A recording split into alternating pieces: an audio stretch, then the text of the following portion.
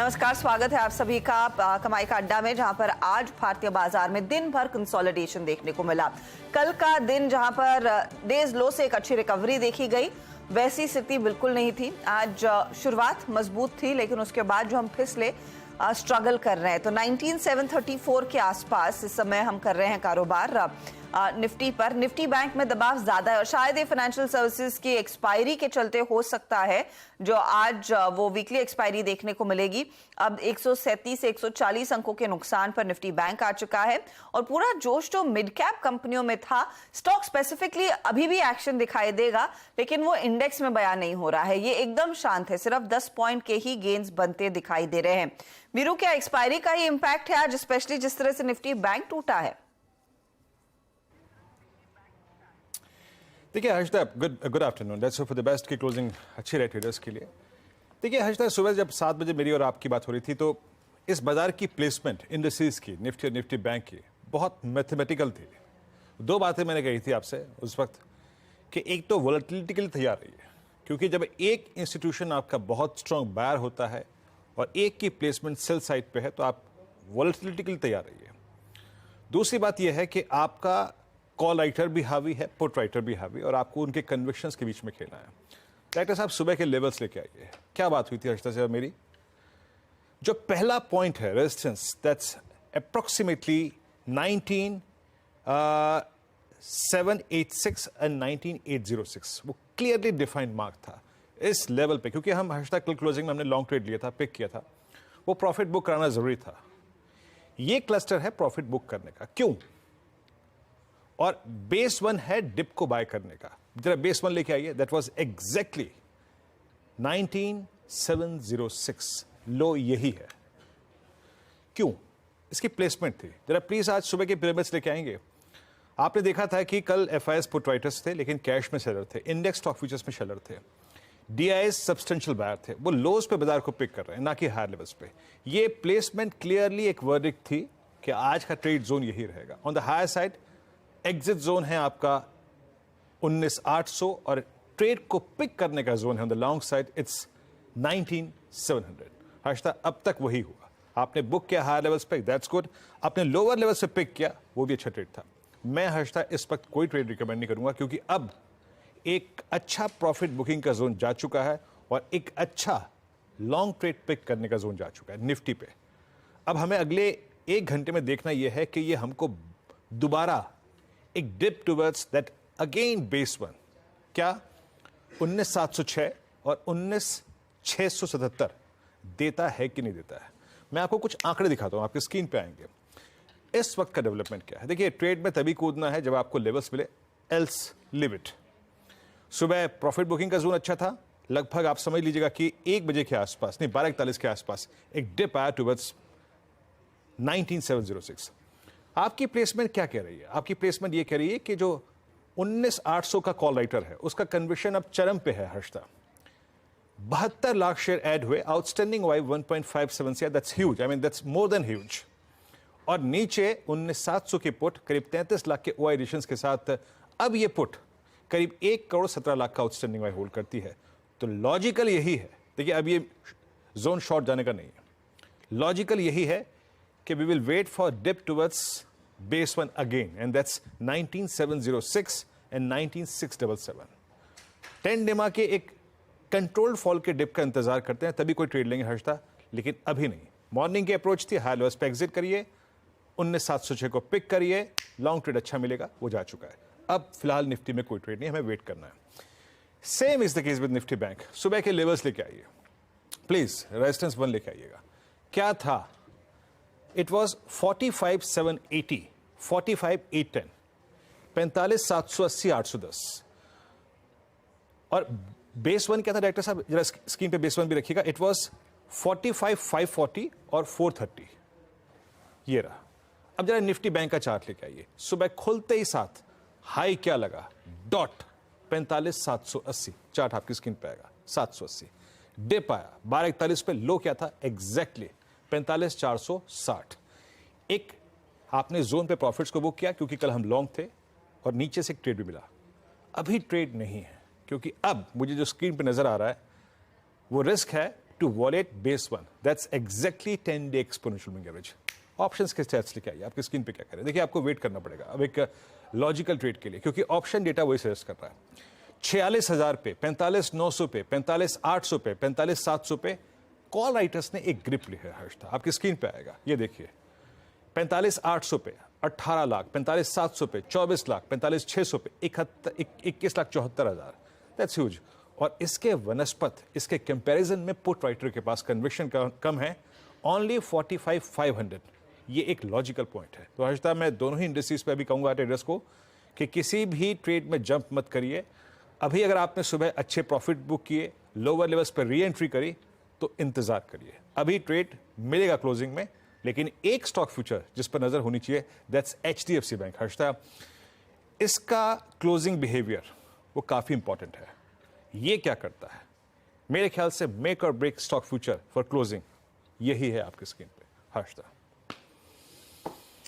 तो ये फिलहाल उन स्टॉक्स पर नजरें रहेंगी और ऑफ कोर्स इंडेक्स के मूव्स पर एकदम शांत इस समय ट्रेड। टाटा मोटर्स, और टाटा मोटर्स के साथ ऑफ कोर्स पूरा ऑटो पैक, जिस पर हम आगे चर्चा करेंगे। टाटा मोटर्स के आंकड़े आपकी स्क्रीन पर आ गए हैं, जहां पर जुलाई की बिक्री 80,633 यूनिट्स रही है। ये एक्सपेक्टेशन से काफी बेहतर है। 77,000 यूनिट्स का दरअसल अनुमान था, कमी का अनुमान था, लेकिन कमी उतनी ज्यादा नहीं देखने को मिली है जितना बाजार ने आकलन किया हुआ था। तो 1.4% की गिरावट देखी जा रही है। सीवी बिक्री में भी थोड़ी सी नरमी, ये 4% घटती हुई इस पर्टिकुलर महीने में, जुलाई का जो आंकड़ा है। और पैसेंजर व्हीकल बिजनेस में जो ग्रोथ है वो एकदम फ्लैट है। 47,689 यूनिट्स कंपनी ने बेची है। स्टॉक आपके सामने है, ₹1 ऊपर 0.14% के गेन्स देखने को मिले। लेकिन आज दिन भर हमने देखा है ऑटो से लेकर काफी खबरें आई हैं, कई बिक्री के आंकड़े आए हैं, उस सब पर हम आगे बातचीत करेंगे। फिलहाल ट्रेंडिंग काउंटर्स आपकी स्क्रीन पर लेकर आएंगे, लेकिन निफ्टी ऑटो आपने देखा जहां पर हल्का सा दबाव देखने को मिल रहा है। चलिए किन स्टॉक्स में लेकिन एक्शन नजर आ रहा है, और क्योंकि आज सेटअप थोड़ा सा नेगेटिव हो चला है, वो मंदी वाले ट्रेड्स आपकी स्क्रीन पर पहले है। पावर ग्रिड नंबर्स में कुछ खास नहीं था, स्टॉक 5% नीचे। हीरो मोटो कॉर्प, प्रमोटर के घर पर छापेमारी और उसका खामियाजा स्टॉक पर आता हुआ दिखाई दे रहा है। अपोलो हॉस्पिटल्स में आज हम देख रहे हैं करेक्शन, और वहां इंडसइंड बैंक भी लगभग 2% के नुकसान पर ट्रेड कर रहा है। डीएलएफ में हम देख रहे हैं करीब 3-3.5% की गिरावट, लेकिन ये क्लियरली वो उस ब्लॉक डील की वजह से है जहां पर प्रोमोटर्स ने अपना कुछ स्टेक ऑफलोड करना था। आज पॉलीकैप 3% करेक्ट कर रहा है। गोदरेज प्रॉपर्टीज, ध्यान रहे कल नतीजे आएंगे, उससे पहले स्टॉक में 3% का दबाव। और जी एंटरटेनमेंट में एक और सेशन, कुछ मुनाफा वसूली का 1.5% के नुकसान पर ट्रेड है। लेकिन तेजी देखिए, और अच्छी खासी खरीदारी कोल इंडिया में बनती दिखाई दी है, 4-4.5% का इजाफा। एनटीपीसी में हम देख रहे हैं खरीदारी का मूव। कल नवीन फ्लोरीन के नंबर से बाजार निराश था, लेकिन आज कॉन्फ्रेंस कॉल में कुछ जो हाइलाइट्स कंपनी ने दिए हैं और जो कमेंट्री आई है वो इतनी बिगड़ी हुई नहीं है जितना बाजार शायद डर रहा था। स्टॉक में 6% का इजाफा आया, और ये दूसरा लगातार सत्र है जहां पर हिंदुस्तान कॉपर में अच्छी तेजी और 6% से ज्यादा के गेन्स बनते दिखाई दे रहे हैं। तो ये फिलहाल मार्केट के कुछ मूवर्स हैं। ऐसे में आपकी क्या रणनीति होनी चाहिए, कौन से स्टॉक्स पर आप ध्यान दें दोपहर के ट्रेड के लिए, कहां तेजी कहां मंदी, इस पर हमारा पैनल पूरी तरह से तैयार है। फंडामेंटल्स के लिए विलियम ओनील के मयूरेश जोशी से बात करेंगे। टेक्निकल्स पर प्रकाश गाबा, मानस जायसवाल, अमित सेठ, स्वाति होतकर और श्रीकांत चौहान को जोड़ेंगे। 220 पर वायरिंग बिजनेस, केबल बिजनेस की कंपनी KEI इंडस्ट्रीज के चेयरमैन अनिल गुप्ता हमारे साथ जुड़ने वाले हैं। फिर 2:40 पर आएगा 4 का चौका, मानस से लेंगे आज सस्ता ऑप्शन। श्रीकांत चौहान तैयार करेंगे FNO का सुपरस्टार, स्वाति देंगी चार्ट का चमत्कार, और साथ ही मिड कैप फंडा के लिए मयूरेश जोशी तो है ही। 2:50 पर आज मार्केट बिग वॉइस में हमारे साथ मार्केट एक्सपर्ट मेहरबून ईरानी जुड़ेंगे। 3 बजे यतिन से जायजा लेंगे डीलिंग रूम्स का एक्शन का, और फिर BTST STBT ट्रेड्स, और ऑफ कोर्स क्लोजिंग की तरफ उसके बाद बढ़ेंगे। ओके, तो आपने ये हर्षदा से कार्यक्रम का स्ट्रक्चर समझा, और थोड़ा सा सचेत रहिए निफ्टी बैंक को लेकर, और अपने तमाम स्टॉक फ्यूचर्स यानी किसी भी ट्रेड्स जो कि बैंकिंग में है। एक बार डायरेक्टर साहब सारे ट्रेड से पहले जरा बैंकिंग स्टॉक फ्यूचर्स और बैंक निफ्टी का कंट्रीब्यूशन दिखा दीजिए। HDFC बैंक भले ही सिक्योर कर रहा है, मतलब वो डाउन साइड पे नहीं है, मतलब आज वो स्ट्रेंथ में खड़ा है, बट बैंक निफ्टी 45,500 के पुट राइटर के कन्विक्शन को बार बार टेस्ट कर रहा है, क्योंकि ICICI bank, state bank of India, Kotak Mahindra bank और इंडसइंड बैंक के 4 दिग्गज स्टॉक फ्यूचर्स कंप्लीटली सरेंडर कर रहे हैं, and specially ICICI bank. Prakash sir, good afternoon. आपका कन्विक्शन ट्रेड सर क्या रहेगा? Good afternoon to you. वो भी आईटी जो कल से मैंने लग रहा है आईटी का पूम मिलेगा। ट्रेड कर रहा है एचसीएल टेक, ट्रेड कर रहा है 1131 के आसपास, स्टॉप होगा 1125 का। बहुत ही बढ़िया बेस बना है, मुझे लगता है 1160 तक जाना चाहिए, हो सकता है आज कल में जाना चाहिए। HCL tech buy 1125 stop. HCL tech में एक अपॉर्चुनिटी आज टेक्नोलॉजी में एक्चुअली वाकई में अच्छी तेजी बनी है। मानस, आफ्टरनून आपका ट्रेड। गुड आफ्टरनून हर्षिता जी। तो देखिए एसआरएफ में खरीदारी करेंगे क्योंकि केमिकल क्षेत्र में जो स्टॉक्स है वहां पर हमें रिकवरी देखने को मिली है, रिवर्सल के साइन भी देखने को मिले हैं और एसआरएफ ने काफी समय के बाद अपने 20 डे मूविंग एवरेज को रिगेन किया है। आई थिंक अब स्टॉक तैयार हो गया अपने 200 डे मूविंग एवरेज को टेस्ट करने के लिए। तो एसआरएफ में करंट लेवल्स पे आप खरीदारी कर सकते हैं। 2209 ये कैश लेवल्स हैं, 2209 के स्टॉप लॉस लगाइए और 2330 तक के टारगेट्स पॉसिबल हैं एसआरएफ में। ऑप्शन में ट्रेड लेना हो तो 2260 वाला कॉल ऑप्शन लिया जा सकता है। 76 रुपीज के आसपास ट्रेड हो रहा है, वहां पर 54 रुपीज के स्टॉप लॉस से एसआरएफ का 2260 का कॉल ऑप्शन ले सकते हैं। 115 रुपए के टारगेट सेट करिए। इसे कंप्लीटली कहते हैं मैं बकिंग द सेक्टोरियल ट्रेंड। कल यूपीएल के नंबर्स को हमने देखा ही था, बट आज एसआरएफ ने बहुत स्ट्रॉन्ग पुल बैक लिया, 10 डेमा से पुल बैक लिया, 20 डेमा को पार करता हुआ और एक सीरियस अटेम्प्ट कर रहा है to touch its 50 day exponential moving average. SRF 2330 का लक्ष्य है यहाँ पर, और जो माइनस ने टारगेट दिया है वो समझ लीजिएगा कि 50 डेमा के थोड़ा सा ऊपर ही प्लेस्ड है, और एक कॉल ऑप्शन भी है। अमित, गुड आफ्टरनून, आपका trade. Viren ji, good afternoon Harshita ma'am and everybody on the panel. Viren ji, मेरी नजर में मिड कैप आईटी है। मुझे एलटीआई माइंडट्री का स्ट्रक्चर काफी पॉजिटिव लग रहा है। स्टॉक में जो पुल बैक आया था उसने अपने 50 डे एक्सपोनेंशियल मूविंग एवरेज पे सपोर्ट लिया था आज से 3 दिन पहले। फॉलिंग चैनल का यहाँ ब्रेकआउट है और आज के सत्र में हम फॉलोअप देख रहे हैं। आज की जो कैंडल बुलिश है उसने अपना 10 डेमा भी क्रॉस किया है, तो काफी अच्छा पॉजिटिव मोमेंटम लग रहा है। एक बार उसमें अच्छा पुल बैक आने के चांसेस हैं। 4986 का इसका प्राइस है, टारगेट्स रहेंगे 5100 के और स्टॉप लॉस रहेगा 4910 का। तो टेक्नोलॉजी काउंटर्स पर ही देखिए एक और कॉल आता हुआ। पहले गावा साहब ने एचसीएल टेक दिया और अब एलटीआई माइंडट्री। इनफैक्ट मुझे याद है कल गावा साहब जाते जाते एलटीआई माइंडट्री का जिक्र कर रहे थे। 5000 उनके लिए वो टारगेट के तौर पर उन्होंने ब्रॉडर पर्सपेक्टिव से रखा है। करेक्ट गावा साहब, ये तो आपके बाय लिस्ट में पहले से ही रहा है, राइट? बिल्कुल बिल्कुल। अब ट्रेड कर रहा है 4982, मेरे ख्याल से टारगेट के करीब ही है और हाई बना हुआ 4986 का। यस, एलटीआई है, मुझे लगता है 5100 भी चला जाएगा, मैटर ऑफ टाइम। अच्छा तेजी लगता है। धीरे धीरे करके यहाँ पर टारगेट्स बढ़ रहे हैं। 5000 5100 की अब बात हो रही है। अमित ने भी 5100 का ही टारगेट दिया है।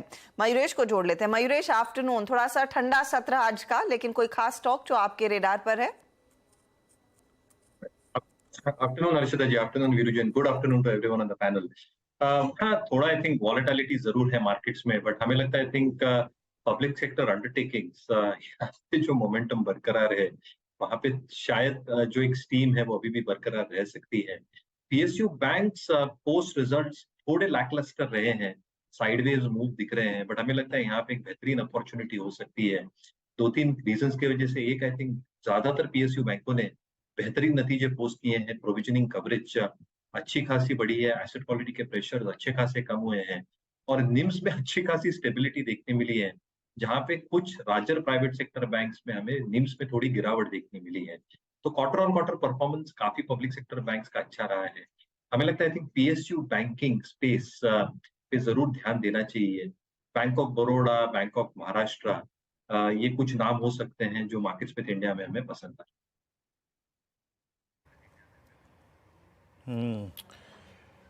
पीएसयू बैंक्स पर कमेंट। अब चलिए मैं कुछ ट्रेड्स पिक करता हूँ जो कि एक बार डायरेक्टर साहब पहले निफ्टी फार्मा रखिएगा। अच्छा डायरेक्टर साहब, कुछ देर में जरा हम वॉल पर चलेंगे कि मार्केट ब्रेथ कैसी, उसको देखने की कोशिश करेंगे। Since mid caps are doing well, अच्छा कर रहे हैं, तो इतना रिस्क नहीं है बाजार में। निफ्टी फार्मा इंडेक्स ने 15,025 पे ट्रेड कर रहा है इस वक्त, इस दौर की हाईएस्ट ट्रैजेक्टरी। एक बार आप लेके आइए स्क्रीन पे प्लीज लॉरस 358, मैं स्क्रीन पे भाव लिख लेता हूँ, 358 रुपये का भाव है। अमित, कल की एक स्ट्रॉन्ग कैंडल और आज पूरे दिन इसने अपने आप को सस्टेन रखा on the high shadow of yesterday's candle. कल की कैंडल के हाई शैडो पर, ये एक स्ट्रेंथ का बहुत बड़ा इंडिकेटर होता है। आपकी राय क्या कहती है, इसे पिक करना चाहिए इस वक्त 358 पे ट्रेड करता हुआ? जी वीरेंद्र जी, अगर देखा जाए तो स्टॉक ने एक अच्छा खासा पिछले 3 दिनों में कंसोलिडेशन किया 340 350 के रेंज में। 340 के लेवल्स काफी अच्छे तरह से होल्ड किए स्टॉक ने।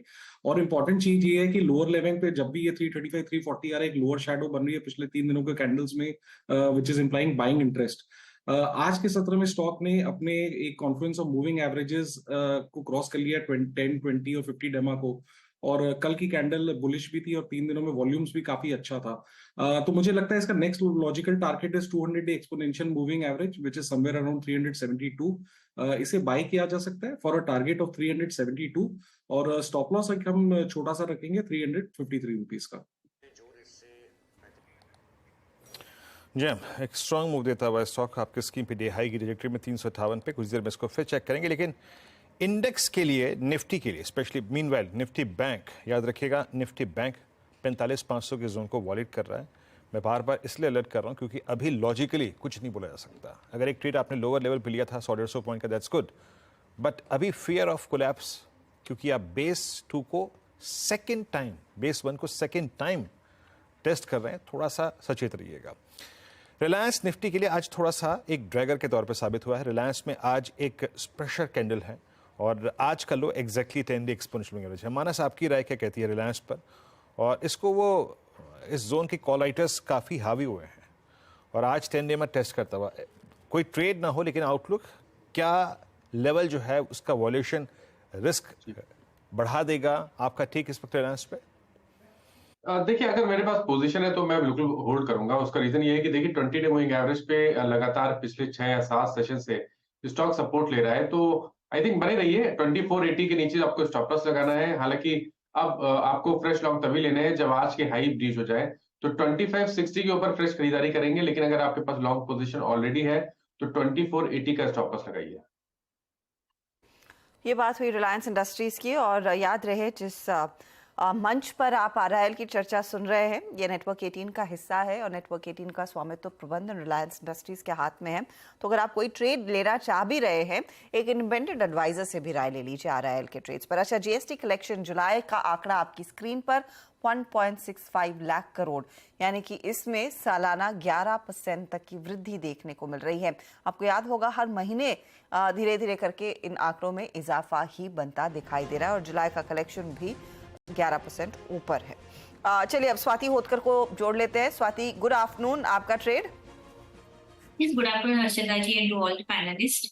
आज आईटी पर काफी स्ट्रॉन्ग चल रहा है, तो मुझे लगता है एक आईटी पिक होना चाहिए। तो मैं टेक महिंद्रा पे बाय कॉल देना चाहूंगी। करंटली 1150 के आसपास ट्रेड हो रहा है। आई बिलीव इसमें पोटेंशियल है कि 20 डीएमए क्रॉस करके हमें अपसाइड रैली देखने मिल सकती है आफ्टर शार्प करेक्शन। 12.5 से हम लोग ने एटलीस्ट 1090 तक करेक्शन देखा है, वहां से एक रिवर्सल साइन बना है। मोमेंटम इंडिकेटर आरएसआई भी पॉजिटिव है, तो मुझे लगता है इसमें काफी स्ट्रॉन्ग पॉजिटिव मोमेंटम हमें रैली नजर आ सकती है 1200 के लेवल तक। तो करंट लेवल पे बाय कीजिएगा, 1125 का स्टॉप लॉस प्लेस कीजिएगा for immediate target of 1200। Second by call मेरा पिडिलाइट इंडस्ट्री पे है। लास्ट अगर आप 3-4 ट्रेडिंग सेशन से देखोगे हर्षदा जी, तो पिडिलाइट इंडस्ट्री 50 डीएमए के आसपास काफी होवरिंग कर रही थी। आज उसने उसके ऊपर एक ट्रेडिंग रखा है। मुझे लगता है क्लोजिंग अगर यहाँ पे ही होती है 2630 2635 के रेंज में, तो एक हमें काफी अच्छी अपटिक रैली देखने मिल सकती है in few coming trading sessions में। तो करंट लेवल पे पिडिलाइट इंडस्ट्री बाय कीजिएगा 2700-2720 के टारगेट्स में देखती हूँ, और करंटली 2600 के आसपास आप स्टॉप लॉस रख सकते हो। 2700 के लिए पिडिलाइट और टेक महिंद्रा 1200। फिर यकीन मानिए, जब शो की प्रेपरेशन कर रही थी तो टेक्नोलॉजी को हाईलाइट किया, tech Mahindra, LTI, HCL tech, ये 3 स्टॉक्स मैंने लिखे थे और तीनों पर ट्रेड आ गया है। उसके बाद टीसीएस और इन्फोसिस छोड़ दिया था। तो टीसीएस इन्फी पर भी एक राय ले ही लेते हैं मयूरेश राव से। अब बाकी तीनों कंपनियों पर टेक्निकली हमारे जानकारों ने व्यू दे दिया है। टीसीएस एक तो कंसिडरिंग इसके मैनेजमेंट में रिस्ट्रक्चरिंग आई है, दूसरा इन्फोसिस सबसे खराब नंबर्स थे टेक महिंद्रा के बाद और सबसे ज्यादा टूटा भी काउंटर वही है। क्या आप पोजिशनिंग शुरू करेंगे तेजी की तरफ? So between the two, I think TCS थोड़ा better placed है, हर्षदा जी। I think on the markets with India EPS and RS ratings, TCS के थोड़े बेहतर आ रहे Infosys के वजह से। Obviously जो प्राइस कट और EPS कट Infosys में आएगा because of the huge guidance cut जिन्होंने दिया है अगले वित्त वर्ष के लिए। ये डेफिनेटली प्राइस पे रिफ्लेक्ट होगा as we move into Q2 Q3. But selectively I think अगर आप लार्ज कैप आईटी प्लेयर्स में देखें तो टीसीएस के नंबर्स ठीक ठाक आए थे, कमेंट्री भी ठीक ठाक थी.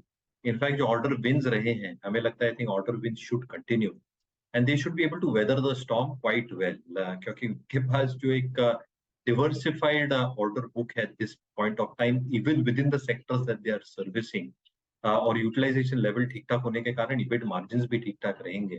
मुझे लगता है I think TCS because of the relatively better EPS and RS rating that it has, between the two शायद एक बेटर बेट हो सकती है. वैल्यूएशंस डेफिनेटली थोड़े महंगे हैं, बट मुझे लगता है आई थिंक परफॉर्मेंस भी थोड़ी बेहतर रहेगी टीसीएस की compare to Infosys for the better part of this correction. TCS एक बेहतर ट्रेड शायद रहेगा, उस पर आपकी नजरें होनी चाहिए, इस पर आप ध्यान दें. अच्छा, इस बीच एक स्टॉक जहां पर थोड़ा सा मोमेंटम लौटता हुआ दिखाई देने लगा है, उस पर एक फटाफट से चेक ले लेते. बर्जर पेंट्स लेकर आइए स्क्रीन पर. कल दोपहर भी इसकी हम चर्चा कर रहे थे. स्टॉक कॉर करे 3% ऊपर है 703 के लेवल्स पर. ओपन इंटरेस्ट एडिशन 8% का. कंपनी की नतीजे आएंगे मेरे ख्याल में अगले हफ्ते. इस पर एक अपडेट आ रहा था सुबह में 11 बजे के आसपास, और शायद एक बोनस इशू पर भी विचार होगा. अमित, बर्जर पेंट पर आपकी क्या राय है? क्या एक अपॉर्चुनिटी है? जी definitely Harshita ma'am. In fact Berger paint was also on my radar. उसका रैशनल ये है कि एक 700 का ये फिगर क्रॉस कर रहा है और यहाँ पे हाईएस्ट कॉल राइटर का बेस है और उसके ऊपर स्टॉक सस्टेन कर रहा है.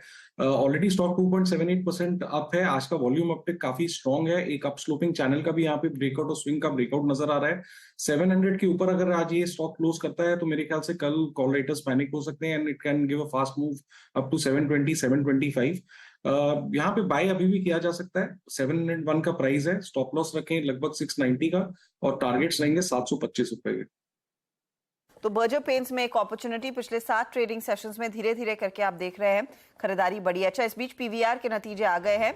मुनाफे से घाटे में आई है कंपनी. 81 करोड़ का लॉस, और वैसे भी Q1 में ज्यादा कुछ आतिशबाजी फिल्मों के लिहाज से हमने देखी नहीं है, तो नंबर्स को देखकर आश्चर्य नहीं है मुझे. हालांकि हमारा अनुमान था करीब 94 करोड़ का लॉस देखने को मिलेगा. उसकी तुलना में तो 81-82 करोड़ का आंकड़ा आया है. ये फिलहाल आपके लिए वो पहला नंबर कंपनी की तरफ से आता हुआ. कुछ और डिटेल्स आपके लिए लेकर आते हैं. क्या बिक्री का आंकड़ा आया है? हाँ, रेवेन्यू आया है 1305 करोड़ पर. एक्सपेक्टेड था 1264 करोड़, तो उससे तो बेहतर ही प्रदर्शन देखने को मिला है. तो रेवेन्यू एक अच्छा बीट है, और लॉस के फ्रंट पर भी लॉस कम आया है जो एक्सपेक्टेशन था. इसीलिए स्टॉक करीब 32 के आसपास ट्रेड करता हुआ. गावा साहब, पीवीआर 2% ऊपर. अब ट्रेड अगर है तो रखें क्या? 1560 का स्टॉप लगाना चाहिए. 1600 एक लॉजिकल टेक्निक, काफी बढ़ चुका है. प्रॉफिट ले लो. न्यूज गलत है, प्रॉफिट बुक कर लो, फिर देखें क्या होता है. फ्रेश लो, प्रॉफिट ले लीजिए. ओके, तो न्यूज गलत नहीं है, थोड़ा सा नेगेटिव नंबर है. न्यूज तो सही है, मतलब न्यूज नेगेटिव. एब्सोल्युटली ट्रिगर इतनी अच्छी नहीं है. नहीं सर, आपकी हिंदी बड़ी अच्छी है. गलती से कभी कभी ऐसे उलट पुलट हो जाते हैं एक्सप्रेशंस, लेकिन पीवीआर आइनॉक्स नंबर्स नरम है, उसमें दो राय नहीं है. रेवेन्यू उम्मीद से बेहतर रहा है, और जो लॉस आया है वो उम्मीद से कम आया है. स्टॉक आपके सामने. गावा साहब की राय साफ, प्रॉफिट बुक कर लीजिए, बहुत भाग चुका है शेयर. Q2 में देखेंगे, क्योंकि Q2 में काफी ज्यादा अच्छी फिल्में आई थी और उसका फायदा शायद कंपनी को मिला है. उस पर आपकी नजरें होंगी. अच्छा, चलिए KEI इंडस्ट्रीज की बात कर लेते हैं. नंबर्स की बात की तो नतीजे KEI के काफी अच्छे थे, और खास तौर से अगर आप इनके हाउसिंग सेगमेंट पर ध्यान देंगे तो वहां पर बढ़िया ग्रोथ देखने को मिली है. रेवेन्यू 14% की बढ़त दिखाने में कामयाब. 17,883 करोड़ के आसपास का इजाफा, 14% का बढ़त वहां पर. मुनाफा 17% जरूर बढ़ा है, लेकिन एक अदर इनकम का फैक्टर था जो लगभग डबल होती हुई दिखाई दी. अब किन सेगमेंट्स ने ज्यादा बेहतर परफॉर्म किया है? KEI इंडस्ट्रीज के चेयरमैन और मैनेजिंग डायरेक्टर अनिल गुप्ता हमारे साथ जुड़ गए हैं. गुप्ता जी, स्वागत है आपका CNBC आवाज पर. ये आपके केबल्स बिजनेस में सबसे ज्यादा ग्रोथ देखने को मिली है, शायद यही ड्राइविंग फैक्टर रहा है आपके लिए? देखिए, केबल्स बिजनेस में और वायर्स बिजनेस दोनों में ही अच्छी ग्रोथ देखने को मिली है, और यही दो हमारे मेन प्रोडक्ट्स हैं. तो ओवरऑल सभी सेगमेंट्स में हमने अच्छा परफॉर्म किया है, इंक्लूडिंग एक्सपोर्ट्स, वेयर हम लोगों का 25% के करीब ग्रोथ रहा है कंपेयर टू लास्ट ईयर। अब मार्जिन फ्रंट पर ये केबल और वायरिंग बिजनेस में कितना कंफर्ट लेकिन आप रख रहे हैं at this point in time? Margin front जी, जो एबिटा मार्जिन है या फिर आपके ऑपरेटिंग मार्जिन कैसे हैं? जी देखिए 10.5% के करीब EBITDA हमारा रहा है, बट ओवरऑल जो गाइडेंस है हम उम्मीद करते हैं कि 11% के करीब ओवरऑल सालाना EBITDA आना चाहिए, और जो 16 से 17% का टॉप लाइन ग्रोथ है वो हम एक्सपेक्ट करते हैं पूरे साल में। नहीं, मैं जो हर्षदा ने प्रश्न पूछा सर, मैं एग्जैक्टली उसी को एक्सटेंड करना चाहूँगा। आप इंडस्ट्रियल मेटल्स को यूज़ करते हैं, कॉपर हो गया, इनके प्राइसेस जिस डायरेक्शन में हैं, तो ये जो 10% की ट्रेजेक्ट्री है, आप मोर और लेस यही मेंटेन करेंगे इस मेटल प्राइसेस की ट्रेजेक्ट्री में? मैं एक्चुअली, आप 10% EBITDA की बात कर रहे हैं? नहीं, आपके मार्जिन्स लिखा गया ना, आपके नेट मार्जिन्स जो है वो अप्रोक्सीमेटली 10% लिखा गया है इस नोट में। हाँ, आपके मार्जिन्स कैसे रहे इस क्वार्टर में? मेरे पास जो फिगर है वो 10% के आसपास है। देखिए EBITDA हमारा 10.47% रहा है, और मैंने आपको बताया कि EBITDA मार्जिन जो है हम ओवरऑल 11% के करीब उम्मीद करते हैं पूरे साल में। और जो कॉपर का, जहां तक कॉपर की प्राइसिंग का सवाल है, देखिए कॉपर की प्राइसिंग हमेशा वॉलेटाइल होती है, और पिछले सालों में भी काफी बढ़ी है, बट हम लोग जिस तरह से अपनी ऑर्डर बुक को और अपनी प्रोक्योरमेंट को अलाइन करते हैं, उससे हम अपने मार्जिन्स को मेंटेन करते हैं, हम इन्वेंट्री लॉस कभी नहीं करते। ओके, ये पॉइंट टेकन सर, ठीक है, मैं एग्जैक्टली वही पूछना चाह रहा था। अच्छा सर, मुझे जो 31 मार्च तक की जो आपकी आउटस्टैंडिंग ऑर्डर बुक थी, उसमें ईपीसी डिवीजन भी अप्रॉक्सीमेटली 27% कंट्रीब्यूट कर रहा था। यहाँ पे स्थिति कैसी है? यहाँ पे आपके आउटस्टैंडिंग ऑर्डर्स कितने हैं, ये रकम जानना चाहूँगा। और यहाँ पे स्थिति क्या है अगले 2-3 क्वार्टर्स के लिए? कितना एग्जीक्यूट कर पाएंगे आप? देखिए हमारे ऑर्डर बुक इस टाइम 3600 करोड़ है, जिसमें मेनली हमारा वायर एंड केबल जो बिजनेस है उसकी ऑर्डर बुक हमारी 1900 करोड़ है, और बाकी 800 करोड़ रुपए एक्स्ट्रा हाई वोल्टेज केबल की बुकिंग है, और 800 करोड़ के करीब ईपीसी की बुकिंग है। जो ईपीसी है वो भी मेनली केबल रिलेटेड ही है, जो हम अंडरग्राउंड केबलिंग के प्रोजेक्ट्स कर रहे हैं। तो जो 45% बिजनेस जो रिटेल के थ्रू होता है, उसमें तो उसको तो हम ऑर्डर बुक में कभी ऐड ही नहीं करते हैं, बिकॉज वो ऑर्डर बुक का हिस्सा ही नहीं है। वो ऑर्डर आते हैं और 10-15 दिन में एग्जीक्यूट हो जाते हैं।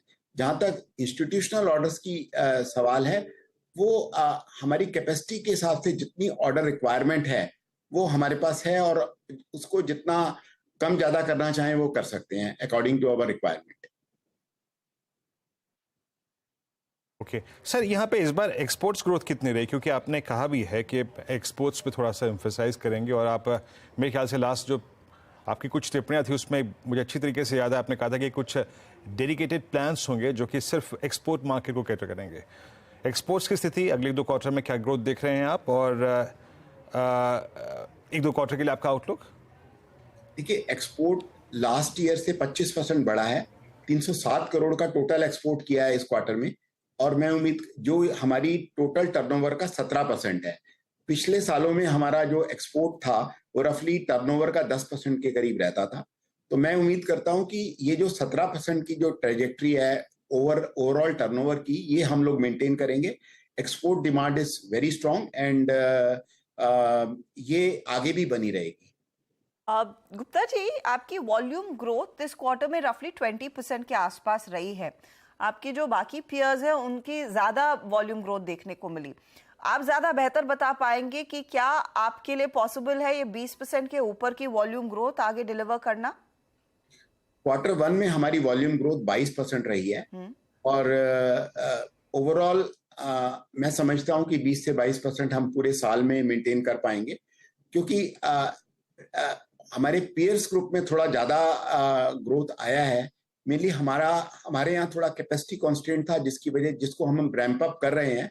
तो पूरे साल में जो हमारी जितने भी प्लांट्स हैं उसके अंदर हम डी बॉटलनेकिंग करके एक अच्छा खासा कैपेक्स हम कर रहे हैं 150 करोड़ का इस साल में, जो हमारी CAGR ग्रोथ को 17% के करीब मेंटेन करेगा।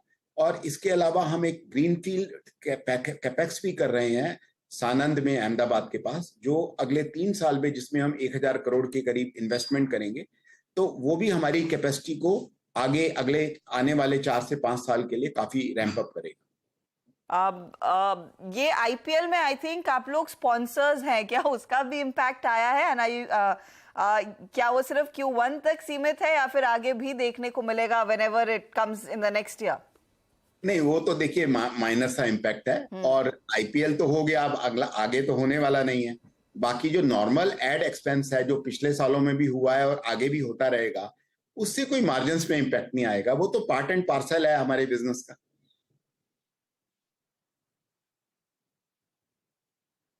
चलिए सर, बहुत बहुत शुक्रिया सर, इस आप कार्यक्रम में शामिल हुए, नर्मस से बात की गुप्ता जी आपने, और आउटलुक शेयर किया अगले कुछ क्वार्टर्स के लिए। बहुत बहुत शुक्रिया sir, best of luck for the next quarter.